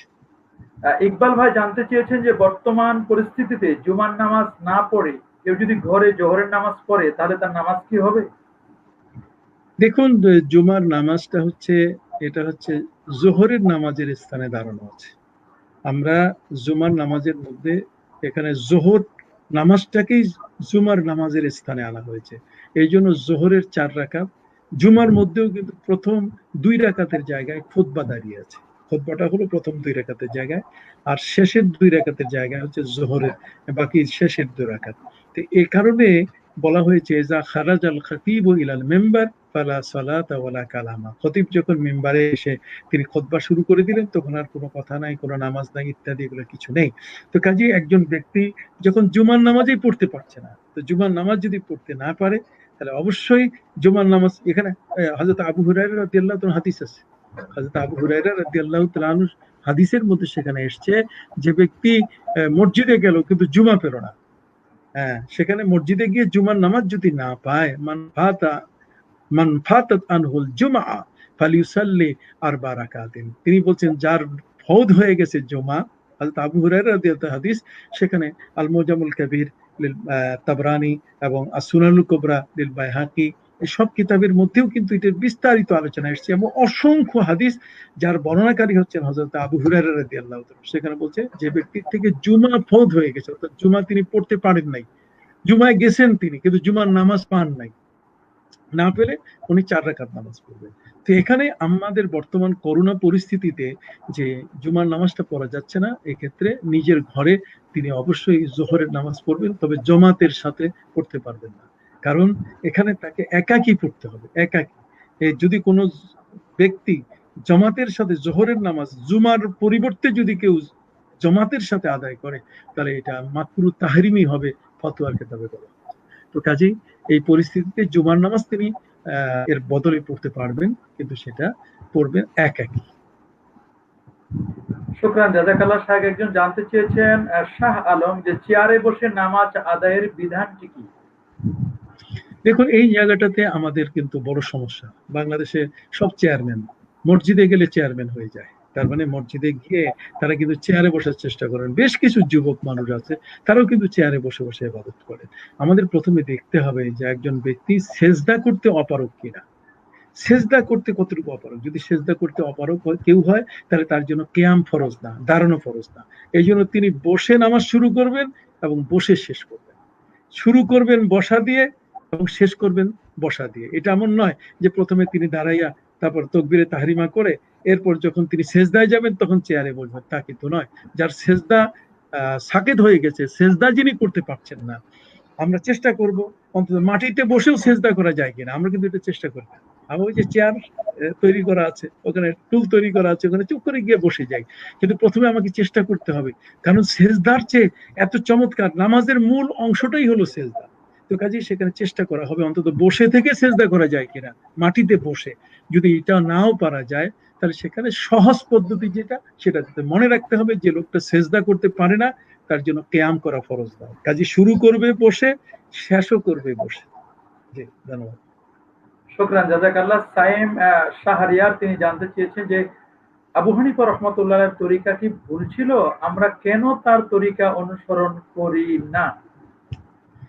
দেখুন, এখানে তরিকা শব্দ বলা হয়েছে। তরিকা শব্দ আর মাযহাব শব্দ দুইটার মধ্যে পার্থক্য আছে। আপনি জানেন হযরতে ইমাম আবু হানিফা রাহমাতুল্লাহ আলাইহি তিনি তাসাউফের দিক থেকে তরিকতপন্থী ব্যক্তি ছিলেন। হযরতে আলী রাদিয়াল্লাহু তাআলা আনহু, হযরতে হাসান এবং হুসাইন রাদিয়াল্লাহু তাআলা আনহুর যে বংশানুক্রমে, তিনি তো বহু দূরের ব্যক্তি ছিলেন না।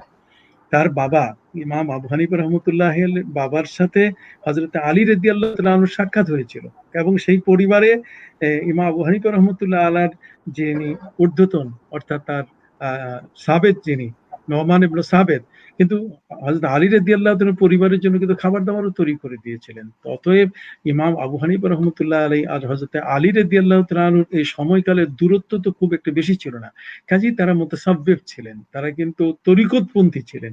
তো কাজে তরিকতের সিলসিলায় হযরত ইমাম আবু হানিফা রহমতুল্লাহ আলাইহি তিনি যেমন তরিকতপন্থী একজন ব্যক্তি ছিলেন, এবং মাযহাবের যে মূল বিষয়টা সেটা হলো তিনি কোরআন এবং হাদিসের কথাগুলোকে সহজ করে আমাদের কাছে উপস্থিত করেছেন। এটা তো কোনো অন্যায় বিষয় নয়।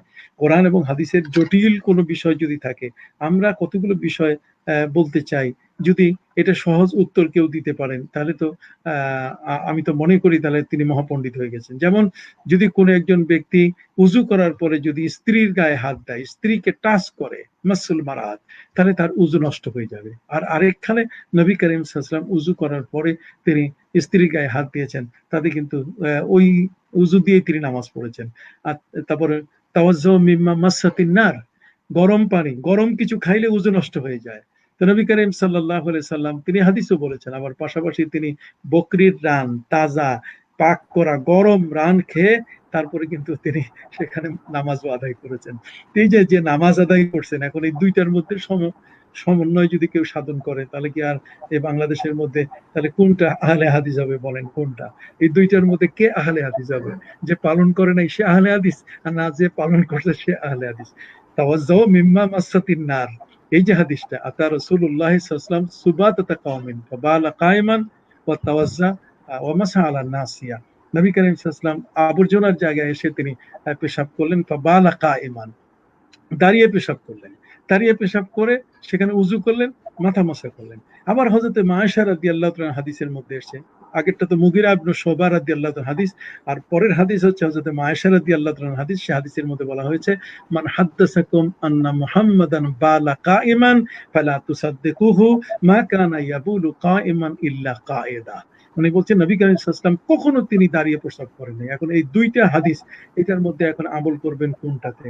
এখন আহলে হাদিস হব কোনটাতে? এখন বলেন, আমল করে আহলে হাদিস হব, না আমল না করে আহলে হাদিস হব? এখানে নিশ্চয়ই আপনাকে সমস্যা সমাধানের পথে যেতে হবে। তাহলে সমস্যার সমাধানের পথ যেটা, ওইটার নামই হলো সুন্নাহ। এই সমাধানটাই হলো এই সুন্নাহ। নবী করিম সাল্লাল্লাহু আলাইহি ওয়াসাল্লাম তিনি আমাদেরকে বলেছেন, তারাকতু ফিকুম আমরাইন মা ইন তামাসসাকতুম বিহিমা লান তাদিল্লু কিতাবাল্লাহি ওয়া সুন্নাত রাসূলি। তো সুন্নাহ হচ্ছে সমাধানকৃত একটি আমলের বিষয়। ইমাম আবু হানিফা রহমতুল্লাহ আলাইহি, ইমাম শাফি, ইমাম মালিক এবং আহমদ বিন হাম্বল এই সমাধানকৃত বিষয়গুলোই সুন্দর করে আমাদের কাছে তুলে ধরেছেন। এটাতে তো নাপাক কিছু তারা কিছু করেন নাই, নাজায়েজ কিছু করেন নাই, একেবারে পাপের কাজ তারা করেন নাই। ইসলামটাকে সহজ করে তারা আমাদের কাছে দিয়েছেন। ওয়ালাইসা ফিদ-দীনি মিন হারাজ, ধর্মের মধ্যে কোনো রকম কাঠিন্যতা নাই, ধর্মটাকে সহজ করে উপস্থিত করেছেন। কাজে এক্ষেত্রে আল মুস্তাহিদু ইউখতি ওয়া ইউসিব ফাইন আসাবা ফালাহু আজরান ওয়া ইন ইখতা ফালাহু আজরুন ওয়াহিদ। যদি ভুলও করে থাকেন তবুও অনুসারীরা গুনাহগার হবে না, তবুও সওয়াব পাবে। আর যদি সঠিক করে থাকেন ডবল সওয়াব তিনি পেয়ে যাবেন। আর মুস্তাহিদ তার নিজের ইজতিহাদের উপর আমল করা ওয়াজিব। যিনি মুস্তাহিদ তাকে তার নিজের উপরে নিজের ইজতিহাদকৃত মাসআলা ভুলও যদি হয় তবুও তার আমল করতে হবে তার উপরে, যেহেতু তিনি গবেষণা করে বের করেছেন। জি, ধন্যবাদ। শুকরান জাযাকাল্লাহ। এমডি আরিফ হাসান তিনি জানতে চেয়েছেন যে ছেলেদের জন্য আকিকার পশু কেমন হতে হবে? কুরবানির 3 দিনে আকিকা দেওয়া যাবে কিনা? দেখুন, এটা নিয়ে এখন বর্তমান সময়কালে ওই যে আমি বললাম যে হাদিসগুলোর মধ্যে একটা হাদিসের সাথে আরেকটা বিপরীত হাদিস আছে। এই বিপরীত হাদিসের মধ্যে এখন সমন্বয়টার নামই হলো সুন্নাহ। সমন্বয়টার নামই হলো সুন্নাহ। এই জিনিসটাকেই মাথায় আনতে পারছে না। আমরা এখন কি বলবো? আমরা কি বলবো যে উজু করার পরে স্ত্রীর গায়ে স্পর্শ করলে উজু নষ্ট হয়ে গেছে, তাহলে উজু করতে যাব? তাহলে উজু করে আসার পরে তারপর আবার স্ত্রীর গায়ে হাত রেখা, না উজু নষ্ট হয় নাই। তাহলে এটা কি? এটা কি ওই চিড়িয়াখানার সেই উট পাখির মতো নাকি? যে চিড়িয়াখানার উট, এটাকে উট পাখি। যদি বলা হয় যে তুমি তো উট, কাজে তোমার পিঠের উপরে বসবো, তখন বলছেন না আমি পাখি, আমি তো আকাশে উড়ি, আমি তো উট না। আর যখন যদি তাকে বলা হয় যে না তাহলে পাখি হলে তুমি আকাশে উড়ো, তখন সে বলছে না আমি তো পাখি নই, আমি উট, আমি তো মাটির উপরে চলি। তাহলে এই যারা আজকে এগুলো করতেছে, এই হাদিসের সমন্বয়, হাদিসের সমন্বয়টাই হলো সুন্নাহ। এটা খুব মাথায় মনে রাখতে হবে। সুন্নাহ হচ্ছে সমাধানকৃত বিষয়, সুন্নাহ হলো সমাধানকৃত যে বিষয়টা, সেটার নামেই হলো মূল জিনিস। ওই প্রশ্নটা কি ছিল একটু একটু আরেকবার যদি বলা যায়।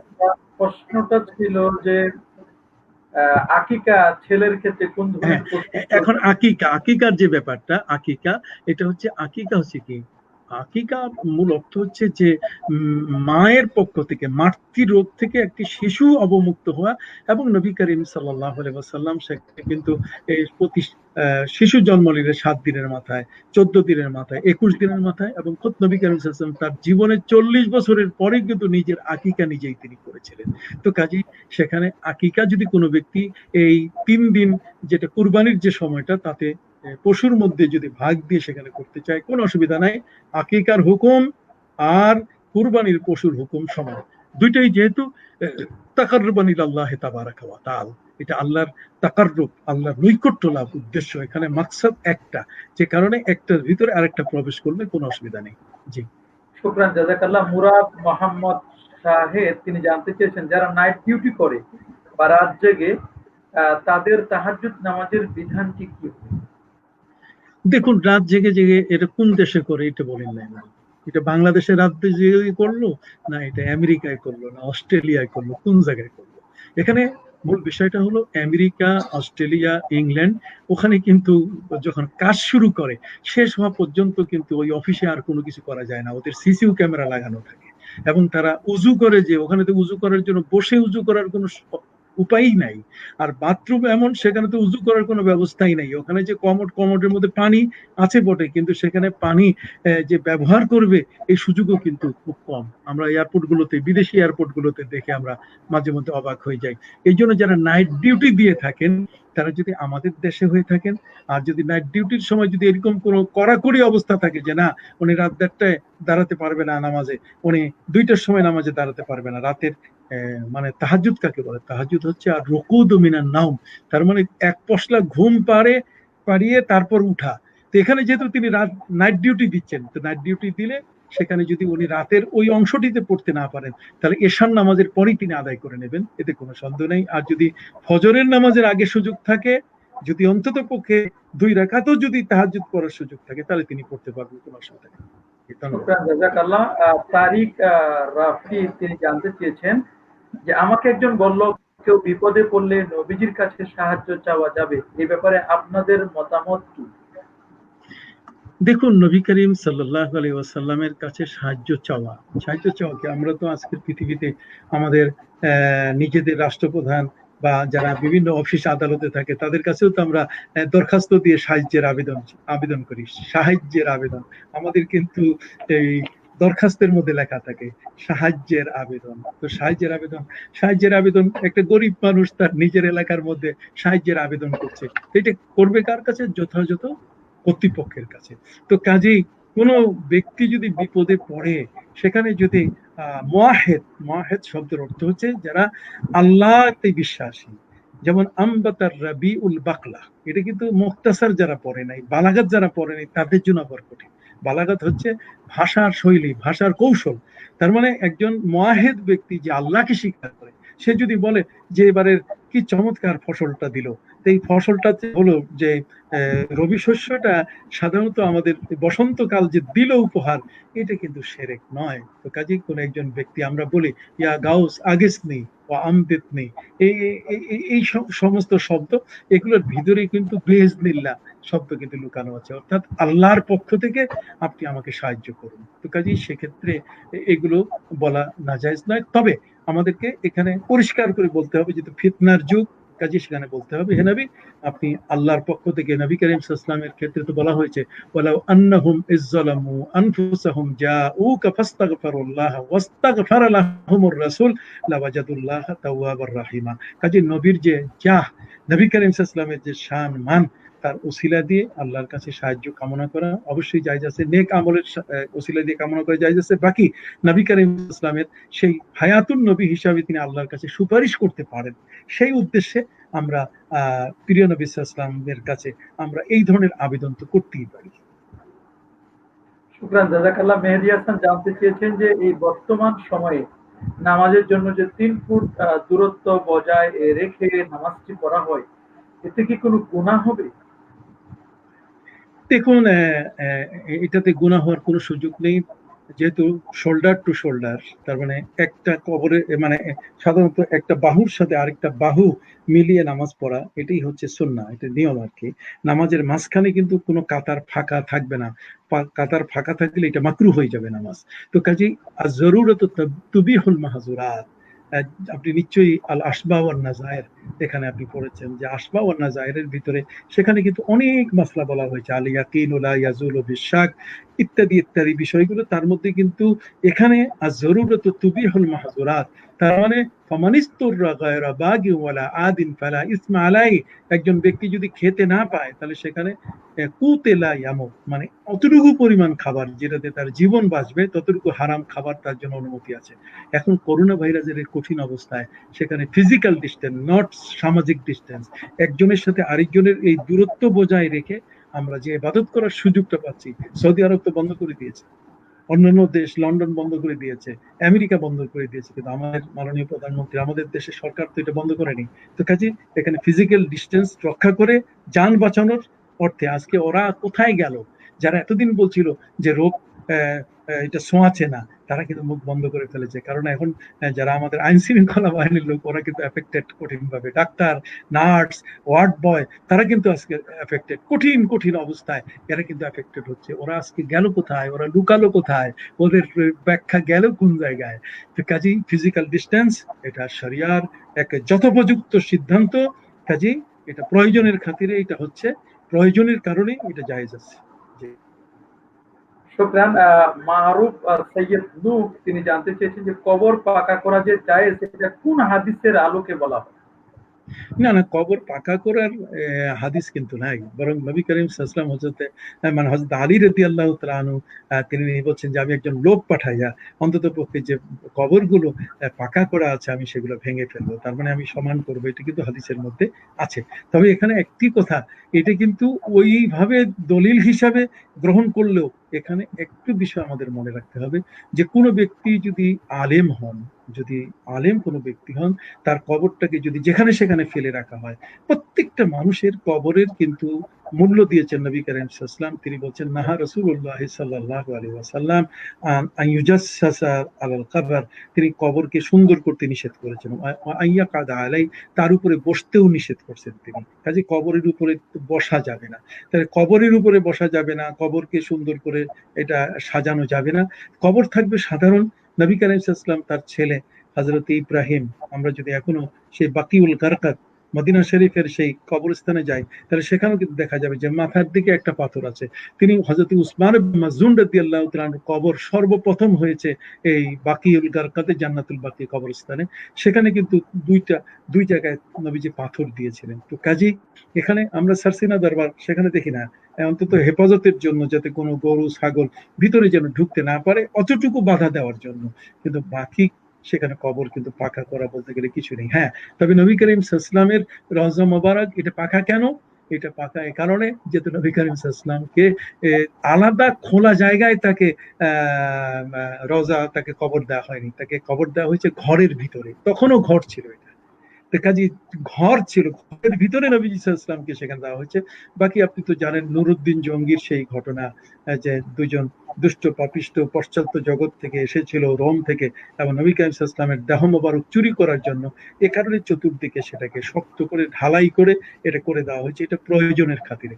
বাকি অন্যান্য যে সমস্ত কবর আজকে এই যে উঁচা করা, সেটা যারই হোক না কেন, আমরা জান্নাতুল মুআল্লায় যদি যাই, আল মাকবারাতুল মুআল্লা, জান্নাতুল মুআল্লা বলে তো গায়ে আগুন লাগবে, আল মাকবারাতুল মুআল্লায় যদি আমরা যাই মক্কা শরীফের উত্তর দিকে, সেখানে হযরত মা খাদিজাতুল কুবরা রাদিয়াল্লাহু তাআলা তার কবরটা দেখবেন, মাত্র চতুর্দিকে এক বিঘত উঁচু করে ইট দিয়ে ঘেরা আছে, অথচ তার উপরে জাইফুন অর্থাৎ নবী করিম সাল্লাল্লাহু আলাইহি ওয়াসাল্লাম পূর্বপুরুষদের সমাধিগুলো কিন্তু সেখানে আবার উঁচু করে রাখা আছে। আজকে আমরা ইমাম বুখারী এবং অন্যান্য ব্যক্তির আমরা কবর যদি দেখি, এগুলো সংরক্ষণের জন্য কিন্তু এই ব্যবস্থা করা হয়েছে। বাকি কবর পাকা করা এর কিন্তু ইসলামের ওই অনুমোদনটা এইভাবে নাই। কবরের উপরে ঘর করা, কবরের উপরে ঠিক এমনি করে ফুল দিয়ে সাজানো, তারপরে আরেকটা বাসর ঘরের মতো করে দেওয়া, এটা নয়। বরং নবী করিম সাল্লাল্লাহু আলাইহি ওয়াসাল্লাম কাউকে দাফন করার পরে তিনি বলতেন সুম্মা সালু লাহু তাসবিহ ইউসাব্বিতুল্লাহুল্লাযীনা আমানু বিল কওলিস সাবিত ফিদ দুনিয়া ওয়া ফিল আখিরাহ। কাজে কবরে যিনি আছেন তার জন্য দোয়া করা দরকার, আল্লাহ যেন তাকে এই মুনকার নাকিরের প্রশ্নের উত্তর যেন দিতে পারে। কারণ মুনকার নাকির তো ভয়ঙ্কর রূপে আসে, সেখানে তার চোখ এবং তাদের চাহনি এত কঠিন হবে যেখানে কবরবাসী অস্থির হয়ে যাবে। আর তা না করে আমরা নিজেরা একেবারে এখান থেকে সার্টিফিকেট দিয়ে দিই, জান্নাতের সার্টিফিকেট। নো, একজন ব্যক্তি তার কবরে যাওয়ার পরে সে বুঝে যে তার কত কঠিন অবস্থা। নবী করিম সাল্লাল্লাহু আলাইহি ওয়াসাল্লাম নিজেই বলেছেন সুম্মা সালু লাহু তাসবিহ। হযরতে ফাতেমা বিনতে আসাদ, নবী করিম সাল্লাল্লাহু আলাইহি ওয়াসাল্লামের চাচি আম্মা, হযরতে আলী কাররামাল্লাহু ওয়াজহা, তার সম্মানিত মা, তাকে কবরে দিয়ে নবী করিম সাল্লাল্লাহু আলাইহি ওয়াসাল্লাম কবরের উপরে পড়ে গেছিলেন, সেখানে দুই দিকের মাটি দিয়ে ঠেকাচ্ছিলেন জোক্তাতুল কবর যেন না হয়। তো কাজে ওইখানে নবীজি সাল্লাল্লাহু আলাইহি ওয়াসাল্লামকে যিনি লালন করলেন, বড় করলেন, ঈমান আনলেন, নবীজি নিজেই যার কবরে নেমেছেন, তার কবরের অবস্থা যদি এই হয়, তাহলে বাকি অন্যান্য আমরা আছি সব উপরে পালিশ দেওয়ার জাতি। আমরা শুধু উপরে পালিশ দিই, কেমনি উপর সুন্দর করে, ভিতরে যে কি অবস্থা এটা তো আমরা অনেকেই জানি না। আমরা অবশ্যই বিশ্বাস করি আল্লাহর ওলিরা অবশ্যই ভালো থাকবেন, ভালো আছেন, কিন্তু উপরের এই অংশের কারণে আজকে আমাদের লজ্জা পেতে হচ্ছে। আজকের বখাটে কতগুলো মানুষ যাদের ভাষা ঠিক নেই, যাদের আমি মনে করি যে সবাবুল মুসলিমের ফুসুকুন, যারা ফাসেক, একদল এক সম্প্রদায় আমাদের যুবকদেরকে ফাসেক বানিয়ে দিয়েছে, তাদেরকে বাজে কথা লেখার, মিথ্যা কথা বলার শিখিয়ে দিয়েছে, তারা আজ পর্যন্ত বারণ করে না। তাদের ভাষায় এই ধরনের কোনো ভিডিও নাই, তাদের ভাষায় যে আপনারা কখনো গালি দিবেন না, ওয়াজাদিলহুম বিল্লাতি হিয়া আহসান, সমালোচনা করবেন সুন্দর ভাষা দিয়ে, কিন্তু তা না করে সেখানে এত বিশ্রী ভাষায়, এটাতে বোঝা যায় যে কোন বংশে জন্ম নিয়েছে। একেবারে নিকৃষ্ট বংশের, একেবারে মনে হয় যে কোনো চামার অথবা কোনো চোর অথবা কোনো এই ধরনের বেবিচারীর ঘরে জন্ম নিয়েছে, যে কারণে তার ভাষাগুলো ঠিক ওইভাবে সে ব্যবহার করে। এগুলো কালামুর রাজুলে মিজান ও আকলি, একজন ব্যক্তি যখন কথা বলে এই কথা দিয়েই কিন্তু তাকে পরিমাপ করা যায় তার বংশ বুনিয়াদ কি, সে এবং কোন জাতে জন্ম নিয়েছে। তো এরকম কিছু বেজাত আমাদের সমাজের ভিতরে, ফেসবুক খুললেই আজও আপনি একটা ভালো কথা বলছেন, একটা সুন্দর কথা বলছেন, একটা আবেদনের কথা বলছেন, সেখানে কোনো কথা নাই, কমেন্টস করে দিলে এমন ভাবে যে মনে হয় এটা সে বুঝে গেছে। সে কি হাদিস পড়ে নাই? কাফা বিল মারই কাযিবান, কাফা বিল মারই কাযিবান, ওই ব্যক্তির জন্য মৃত্যু হওয়ার জন্য যথেষ্ট। হাদ্দাসা বিকুল্লি মা সামিআ, যা শুনলো তাই সে সেখানে বলে দিল। কে কোথায় কি বলেছে, কোন জায়গায়, কোনো তাহকিক নাই। হযরতে হাসান বিন সাবিত রাদিয়াল্লাহু তাআলা আনহু, হযরতে মায়েশা রাদিয়াল্লাহু তাআলার ক্ষেত্রে যখন অপবাদ দেওয়া হয়েছিল, তখন তালাকের প্রস্তাব নিয়ে তিনি এসেছিলেন যে তাকে তালাক দেওয়া হোক, তিনি সেটা জাজ করেন নাই। জাজমেন্ট না করার কারণে কিতাবের মধ্যে বলা হয়েছে যে তার চোখের জ্যোতি নষ্ট হয়েছে। আমি খুব ভয় পাচ্ছি যে এই বাংলাদেশের মধ্যে কিছু এরকম মানুষের চোখের জ্যোতি নষ্ট হইয়া এরা পৃথিবীতে অন্ধ হয়ে যায় নাকি। তার কারণ খবরদার, ওয়ালা তাকফু মা লাইসা লাকা বিহি ইলম ইন্নাস সামআ ওয়াল বাসারা ওয়াল ফুয়াদা কুল্লু উলাইকা কানা আনহু মাসউলা। কাজেই যার সম্বন্ধে মাওলানা ওসমান গনি, আমি আপনাকে বলতে চাই, আপনি একটা কথা বলছেন, আমার এটা ভালো নাও লাগতে পারে, আমি সেখানে কমেন্টস এর ঘরে কিছু না বলেও তো গুনাহ থেকে বাঁচতে পারি। না না, ওখানে আমাকে একটা কমেন্টস করতে হবে। আপনি কি মুফতি? আপনি কি এটা বলার জন্য আপনার কতটুকু জ্ঞান আছে? যে লোকটা কথাগুলো বলছে সে লোকটা কত গভীরে থেকে একটা জ্ঞানের পর্যায়ে সে কথাগুলো বলছে। আর তা না করে একটা কোথায় বাটঝাড়ে জন্ম নিয়েছে, কোথায় জঙ্গলে জন্ম নিয়েছে, এই লোকটা এসে এমন কিছু কমেন্টস করে ফেলে যে কমেন্টসটাতে বোঝা যায় যে এটা লোকালয়ে, এটা ভালো জায়গায় জন্ম নেয় না, এটা জন্ম হয়েছে ওই ধরনের লুকোচুরি একটি জায়গায়। এগুলো দুঃখজনক। এই জন্য আমাদেরকে খুব সাবধান থাকতে হবে। মাজার যারা করে আমরা সমালোচনা করবো, অবশ্যই মাজারের পক্ষে আমরা কেউ নই। বড় উসমান, কখনো পক্ষে আমরা নই। আমরা মাজারের মাজারের পক্ষে নই মানে এটা নয় যে আমরা মাজার জিয়ারত বিশ্বাস করি, মাজার থাকবে এটা ঠিক আছে, কিন্তু মাজারের এই যে পূজা বা মাজার এই শব্দটা বললেই পূজা শব্দ ব্যবহার করে আজ একদল মানুষ আমাদেরকে মানে একটা দল সৃষ্টি করে দিয়ে রেখেছে। পীর শব্দ বললেই সাথে সাথে পীর পূজা, মাজার বললে মাজার পূজা যারা বলছে তারা চিহ্নিত বাংলাদেশের একদল মানুষ। এই দল মানুষের সাথে আমাদের যুবকদেরকে আমি অনুরোধ করব, আর দেশবাসীকে আমি অনুরোধ করবো যারা এই মুহূর্তে দেখছে, খবরদার, আমাদের যদি কেউ ভক্ত হয়ে থাকেন, আপনাদের প্রতি আমাদের কড়া নির্দেশ, কড়া আদেশ, আপনারা কারো সমালোচনা যদি করেন, লেখার মতো যদি কলম থাকে, তাহলে খুব সুন্দর ভাষায় বলবেন যে ভাই এটা বুঝতেছি না, আপনি কি বললেন, আপনি ব্যাখ্যা করলে আমরা খুশি হব। কিন্তু তা না করে এই মানে জঙ্গলি পশুর ভাষা, পশুরাও এই ভাষাও ব্যবহার করে না, সেই ভাষা দিয়ে আজকে এই জাতিকে ফিরে আনতে গেলে অনেক সময় প্রয়োজন। এই জন্য বায়াত দরকার। ওই যে শুরুতে বায়াতের কথা বলছি না, পীরের কাছে যাইতে হবে। ওই যে শুদ্ধ এইটা ঠিক ঠিক না করলে এই কলবটা, এগুলো নষ্ট করে দিয়েছে একদল মানুষ, আমাদের ভাষাগুলো নষ্ট করে দিয়েছে। ওদের শাসন অনুশাসন নাই, ওরা যা ইচ্ছা তাই বলতেছে, নিজেরা মারামারি করতেছে। এক এক সময় সকালে এক কথা বলে, বিকালে আরেক কথা বলে। কাজে আমরা তাদেরকে অনুরোধ করতে চাই যে আপনারা এটা বলবেন না, আপনারা শালীন হন, মার্জিত হন, সভ্য হন, আপনারা সমালোচনা করবেন সুন্দর ভাষা দিয়ে, যাতে এর থেকে একটা ছোট্ট শিশুও যেন দেখে একটা ভাষা শিখে যে এইভাবে সুন্দর সমালোচনা করা যায়। জি, ধন্যবাদ।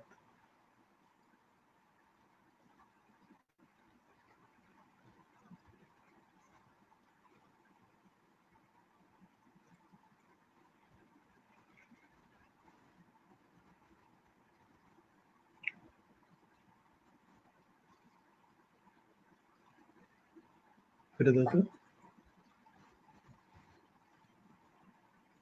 বিলাল বিটা।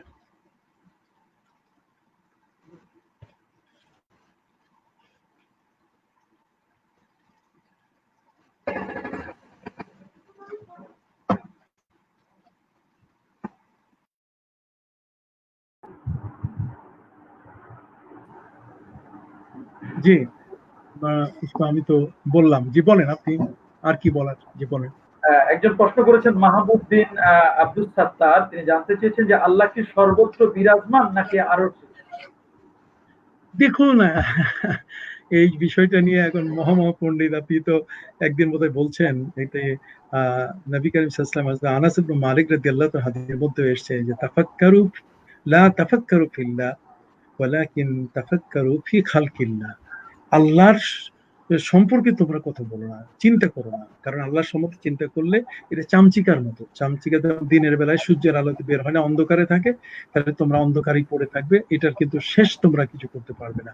আল্লাহ সর্বত্র বিরাজমান, এই বিরাজমান বাংলা এটা আরবিটা একটু করতে বলবেন তাদেরকে একটু বলবেন যে এই বিরাজমান শব্দটা যে বলা হয়েছে এটা আরবিটা কি।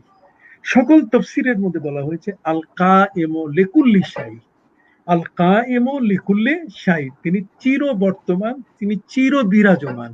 তো এখন বিরাজমান বলতে গেলে আল্লাহ পাক রব্বুল আলামিন আরশে আছে। আল্লাহ কি আমার মতো চেয়ারে বসে আছে নাকি? আরশ বলতে গেলে ওয়ালা আরশুন আজিম, বিলকিস রানীরও তো আরশ ছিল। তো কাজী আরশ বলতে গেলে আরশ হচ্ছে শরীরুল মালিক, তার মানে রাজা যেখানে বসে।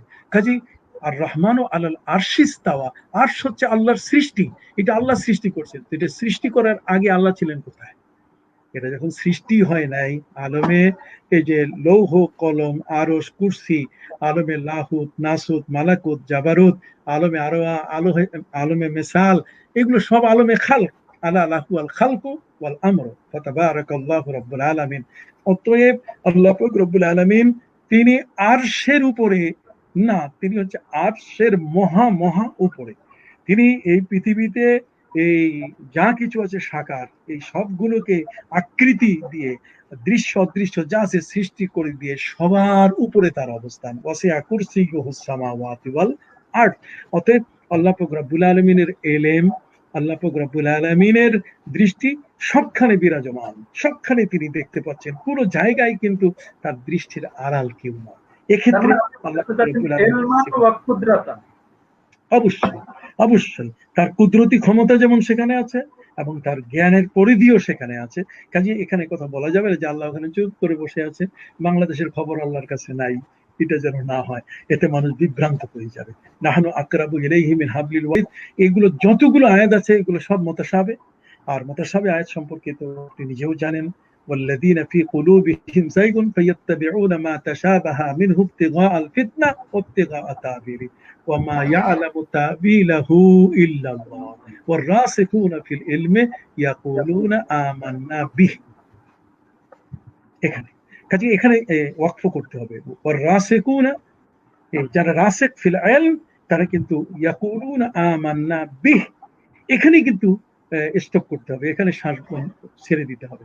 তো কাজে যারা আজকে কথা বলছে যে আল্লাহ তাআলা সর্বত্র বিরাজমান, এটা হচ্ছে এলেমের দিক থেকেও এবং কুদরতি দিক থেকে। এটা নয় যে নাহনু আকরাবু ইলাইহি মিন হাবলিল ওয়ারিদ, মানে আল্লাহ আমার একেবারে কাঁধের পাশে আছে, ধরলেই আমি আল্লাহকে পাবো, বিষয়টা কিন্তু তা নয়। এগুলো সব মুতাশাবিহ, এগুলো প্রত্যেকটার আপন অর্থ, আপন অবস্থানে ঠিক আছে, তবে এটার অর্থ আল্লাহই ভালো জানেন। পাশাপাশি ইমাম বুখারী রাহমাতুল্লাহি আলাইহি তিনি তো কুল্লু শাইইন হালিকুন ইল্লা ওয়াজহা, সব ধ্বংস হয়ে যাবে, থাকবে একমাত্র আল্লাহর চেহারা, এইটার তিনি অর্থ করেছেন আই মুলকা। আপনি দেখবেন সূরা কিতাবুত তাফসীর বুখারী শরীফ ২য় খণ্ড সূরা কাসাসের সর্বশেষ যে আয়াত, সেখানে কিন্তু মুলকা শব্দ রাজত্বের কথা বলা হয়েছে। আর কেউ কেউ বলে যে না, আল্লাহর হাত পাও সব ধ্বংস হয়ে যাবে, কিয়ামত হয়ে গেলে পরে খালি চেহারাটা থাকবে, আর চেহারার মধ্যে অনেক চক্ষু থাকবে, খালি চেহারাটা থাকবে আর থাকবে না। এই সমস্ত কথাবার্তা এই দিকে মানুষের কারো যাওয়া উচিত নয়।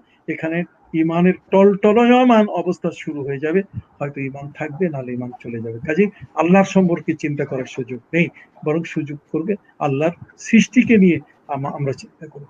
জি, তাহলে আমরা এতটুকু বলতে পারি যে ইন্নাল্লাহ তাআলা মাওজুদুন বিলা মাকান ওয়া ইন্নাহু মুনাজ্জাহুন আনিল জিহাদ ওয়াল মাকান, এতটুকুই আমরা বললে আমাদের মনে হয় সেফ আকীদাটা। কামা ইয়ামবাগি লিল্লাহি তাবারাকা ওয়া তাআলা, আল্লাহর জন্য যেটা যেভাবে শোভা পায় সেটা সেইভাবে আছে, লাহু কারোর ওয়াজহুন সাথে তুলনা লাইসা করতে কা যাবে না। উজুহিনা। আমরা যদি হুম, বলি যে লাহু ওয়াজহুন, তার ওয়াজহু রয়েছে, লাইসা কা উজুহিনা, আমাদের চেহারার মতো নয়।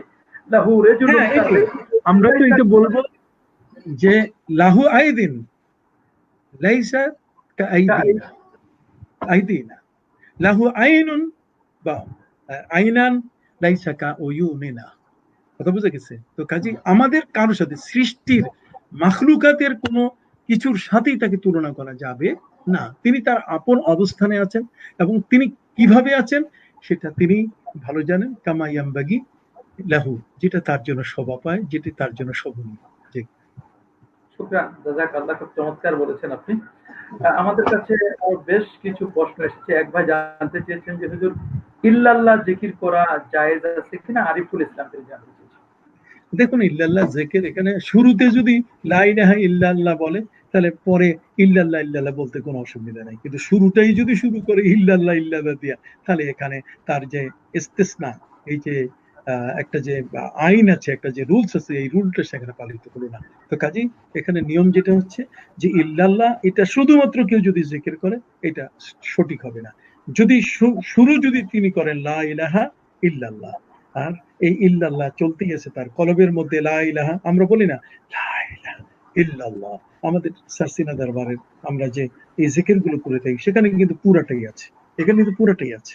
লা ইলাহা ইল্লাল্লাহ দুনাল জাহরি মিনাল কওল, আমরা বলি উদু রাব্বাকুম খুফিয়া, আমরা চুপ করে যেমন ডাকি, আবার প্রকাশ্যেও তাকে ডাকি। তো কাজেই সেক্ষেত্রে আল্লাহকে ডাকার ক্ষেত্রে আমাদের খুব মনে রাখতে হবে যে যাতে ওই বিষয়টা যেন মাইনাস না হয়, লা ইলাহা শব্দটা যেন কি মাইনাস না হয়। কারণ লা ইলাহা ছাড়া ইল্লাল্লাহকে বুঝাতে গেলে লা ইলাহা দরকার। তো কাজেই যদি কেউ একবারও শুরুতে পড়ে থাকে, তাহলে পরে ইল্লাল্লাহ বলতে কোনো বাধা নেই। কিন্তু যদি কোনো ব্যক্তি টোটালি না বলে, তাহলে এই বলাটা ইসলাম সমর্থন করে না। যদিও আমরা উত্তর দিয়ে দিয়েছি, এক ভাই জানতে চেয়েছেন যে আল্লাহ নবী কি রোজা মোবারকে জীবিত? দেখুন, আল্লাহর নবী শুধু জীবিত নয়, যত নবী জগতের মধ্যে এসেছেন সকল নবী তার কবর মোবারকে, রওজা মোবারকে জীবিত। নবী করিম সাল্লাল্লাহু আলাইহি ওয়াসাল্লাম বলেছেন, আলা ওয়া ইন্না আম্বিয়া আল্লাহি আহইয়াউন ফি কুবুরিহিম ওয়া হুম ইউসাল্লুন। আল্লামা ইবনে হাজার আসকালানী রাহমাতুল্লাহ আলাইহি এই হাদিস নকল করেছেন, এখন সেখানে পরিষ্কার করে তিনি তুলে ধরেছেন, শুধু আমাদের নবীজি নন, বরং যত নবী আলাইহিমুস সালাম প্রত্যেকেই কিন্তু তার কবরে জিন্দা। নবী করিম সাল্লাল্লাহু আলাইহি ওয়াসাল্লাম নিজেই বুখারী শরীফের হাদিসের মধ্যে এসেছে, যখন তিনি পবিত্র মেরাজে যাচ্ছিলেন তখন তিনি বললেন, ওয়া ইন্নী রাআইতু মূসা কাইমা ইউসাল্লি, আমি মুসা নবীকে দেখতে পেলাম যে তিনি দাঁড়িয়ে দাঁড়িয়ে তার কবরে নামাজ পড়ছেন। ওয়া ইন্নী রাআইতু ইউনুসা ইউলাব্বি, আমি নবী ইউনুসকে দেখলাম যে উনি তালবিয়া পড়ছেন। তো কাজী নবীগণ কবরে জিন্দা, শহীদগণ কবরে জিন্দা। ওয়ালা তাকুলু লিমান ইউকতালু ফি সাবিলিল্লাহি আমওয়াত বাল আহইয়া, এখানে বাল কালেমা ইস্তিদরাক, তার মানে সেই পূর্বেরটা নফি হয়ে গেল, এর পরেরটাকে তারা জিন্দা। এবং অন্য আয়াতের মধ্যে বলা হয়েছে বালহুম মিন ইনদি রাব্বিহিম ইরযাকুন, তার একজন শহীদ, তার চেয়ে তো নবীর মর্যাদা অনেক বড়। কাজী নবী করিম সাল্লাল্লাহু আলাইহি সাল্লাম তিনি হাই, কবরের মধ্যে জিন্দা, এটা আহলুস সুন্নাহ ওয়াল জামাতের আকীদা। জি। শুকরান, জাযাকাল্লাহ। আমরা একেবারে অনুষ্ঠানের শেষের দিকে চলে এসেছি। আরেক ভাই জানতে চেয়েছেন যে একামতের কোন সময় দাঁড়ানো সুন্নাত? দেখুন, এটা একটা বিতর্কিত বিষয়, বর্তমান আরো জোর করে আনা হচ্ছে। আপনার মুফতি শফি সাহেব তিনি একটা কিতাব লিখেছেন জাওহারুল ফিকাহ, প্রথম খণ্ড দ্বিতীয় খণ্ড, এখানে কিন্তু এই বিষয়টা বিস্তারিত আলোচনা নিয়ে আসছেন। আর মাওলানা ওসমান গনি আপনিও তো এর উপরে বই লিখেছেন, আমিও এর উপরে বই লিখেছি, ১১৩ মাসআলায় বিভ্রান্তির সমাধান, সেখানেও আমি লিখেছি। এখানে মূল কথাটা হলো যে কাতার সোজা করা ওয়াজিব, আর এই হাইয়া আলা সালাত সময় দাঁড়ানো এটা মুস্তাহাব। তো আমরা চাচ্ছি যে কোন একজন ব্যক্তির আমলের মধ্যে ফরজ, ওয়াজিব, সুন্নাত এগুলোর পাশাপাশি তার মুস্তাহাব, মুস্তাহসান, মানে আমরা তো অল্প সময়ের হায়াতের জন্য পৃথিবীতে আসছি, কাজেই বেশি লাভ করে যাওয়ার জন্যই তো মূলত এই আয়োজন। তো কাজেই এখানে কিন্তু বলা হয়েছে পুরা স্পষ্ট করে যে আসলে যদি কোনো ইমাম একামত দেবে, এমনি নবী করিম সাল্লাল্লাহু আলাইহি ওয়াসাল্লাম বলছেন লা তাকুমু হাত্তা তারাউনি, তোমরা কিন্তু দাঁড়াবে না, তোমরা বসেই থাকবে যতক্ষণ পর্যন্ত আমাকে না দেখা, আমাকে না দেখা পর্যন্ত কিন্তু বসে থাকবে। তাহলে কিন্তু একটা ব্যাপার আছে। তো কাজেই আমরা আজকের যে বিষয়টা এটি বলতে চাই সেটা হলো আমরা একটা মুস্তাহাবের উপর আমল করব। আমাদের দেশের মসজিদগুলোতে কাতারটা সোজা করা থাকে, কাতার সোজা করেই আমরা বসি। এটা তো ওই গ্রামের বাজার না যে ঘাসের উপরে নামাজ পড়তেছি, যেখানে লম্বা দাগ নাই, যেখানে কাতার সোজা করা অসুবিধা, ওখানে দাঁড়ায় যদি কেউ, সেটা ভিন্ন কথা। কিন্তু আমাদের মসজিদগুলো খুব সাজানো, এবং কাবা ঘর, মদিনা শরীফ সব জায়গায়। কাজে প্রথমে গিয়ে আমরা কাতারটা সোজা করে নেব, এবং হাইয়া আলাস সালার সময় মুস্তাহাব এটা বলা হয়েছে, এটা এমনিতেও হাদিসের মধ্যে ওই শব্দগুলো এসছে। কাজেই যখন মুয়াজ্জিন হাইয়া আলাস সালাহ বলবে তখন দাঁড়াবে, এই সমস্ত বিবরণ কিন্তু আছে। এটার উপরে অনেক লম্বা আলোচনা মুফতি শফি সাহেব নিয়ে এসছেন, কাজে এটা নিয়ে খুব তর্ক করার বেশি একটা সুযোগ নেই। জি।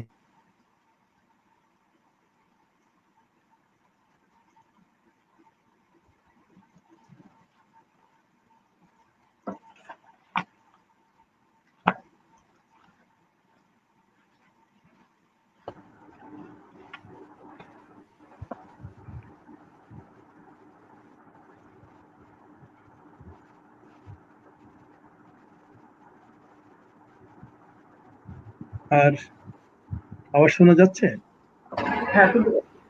বাইজিদ তানিম তিনি জানতে চেয়েছেন যে মৃত্যু মানুষের উসিলা দিয়ে দোয়া করা কি যাবে? দেখুন, নেক আমলের ওসিলা দিয়ে যেমন দোয়া করা যায়, মৃত ব্যক্তি যদি নেককার মানুষ হয় তাহলে তার নেককার ব্যক্তির নেক আমলগুলোর ওসিলা দিয়ে আল্লাহর কাছে দোয়া করতে কোনো বাধা নেই। সপুরদম বতু মা আয়ে খেয়েছেরা, আমরা যদি বলতে খোদায়া বহক্কে বনি ফাতেমা কে বর কৌলে ইমা কুনম খাতেমা আগার দাওয়াতম রদ কুনি ওয়ার কবুল মানো দস্ত দামান আলে রসুল। তো এই ধরনের কিছু ভালো মানুষ আছে যাদের উসিলা দিয়ে আমরা নবীজি সাল্লাল্লাহু আলাইহি ওয়াসাল্লামের উসিলা দিয়ে আমরা আল্লাহর কাছে অবশ্যই তাওয়াসসুল, এটা ইসলাম জায়েজ রেখেছে। তো কাজে উসিলা, নেককার মানুষের উসিলা দিয়ে আমরা দোয়া করতে পারি। জি। আলহামদুলিল্লাহ, আপনি অনেক প্রশ্নের আনসার করেছেন এবং আজকে সারাদিন অনেক ব্যস্ততা আপনার ছিল। বিভিন্ন লাইভেও আপনি অংশগ্রহণ করেছিলেন। সর্বশেষ আমাদের লাইভটিতে এসে আপনি দীর্ঘ সময় ধরে কথা বলছেন। আমরা তন্ময় হয়ে আপনার সেই জ্ঞানগর্ভ আলোচনা করব।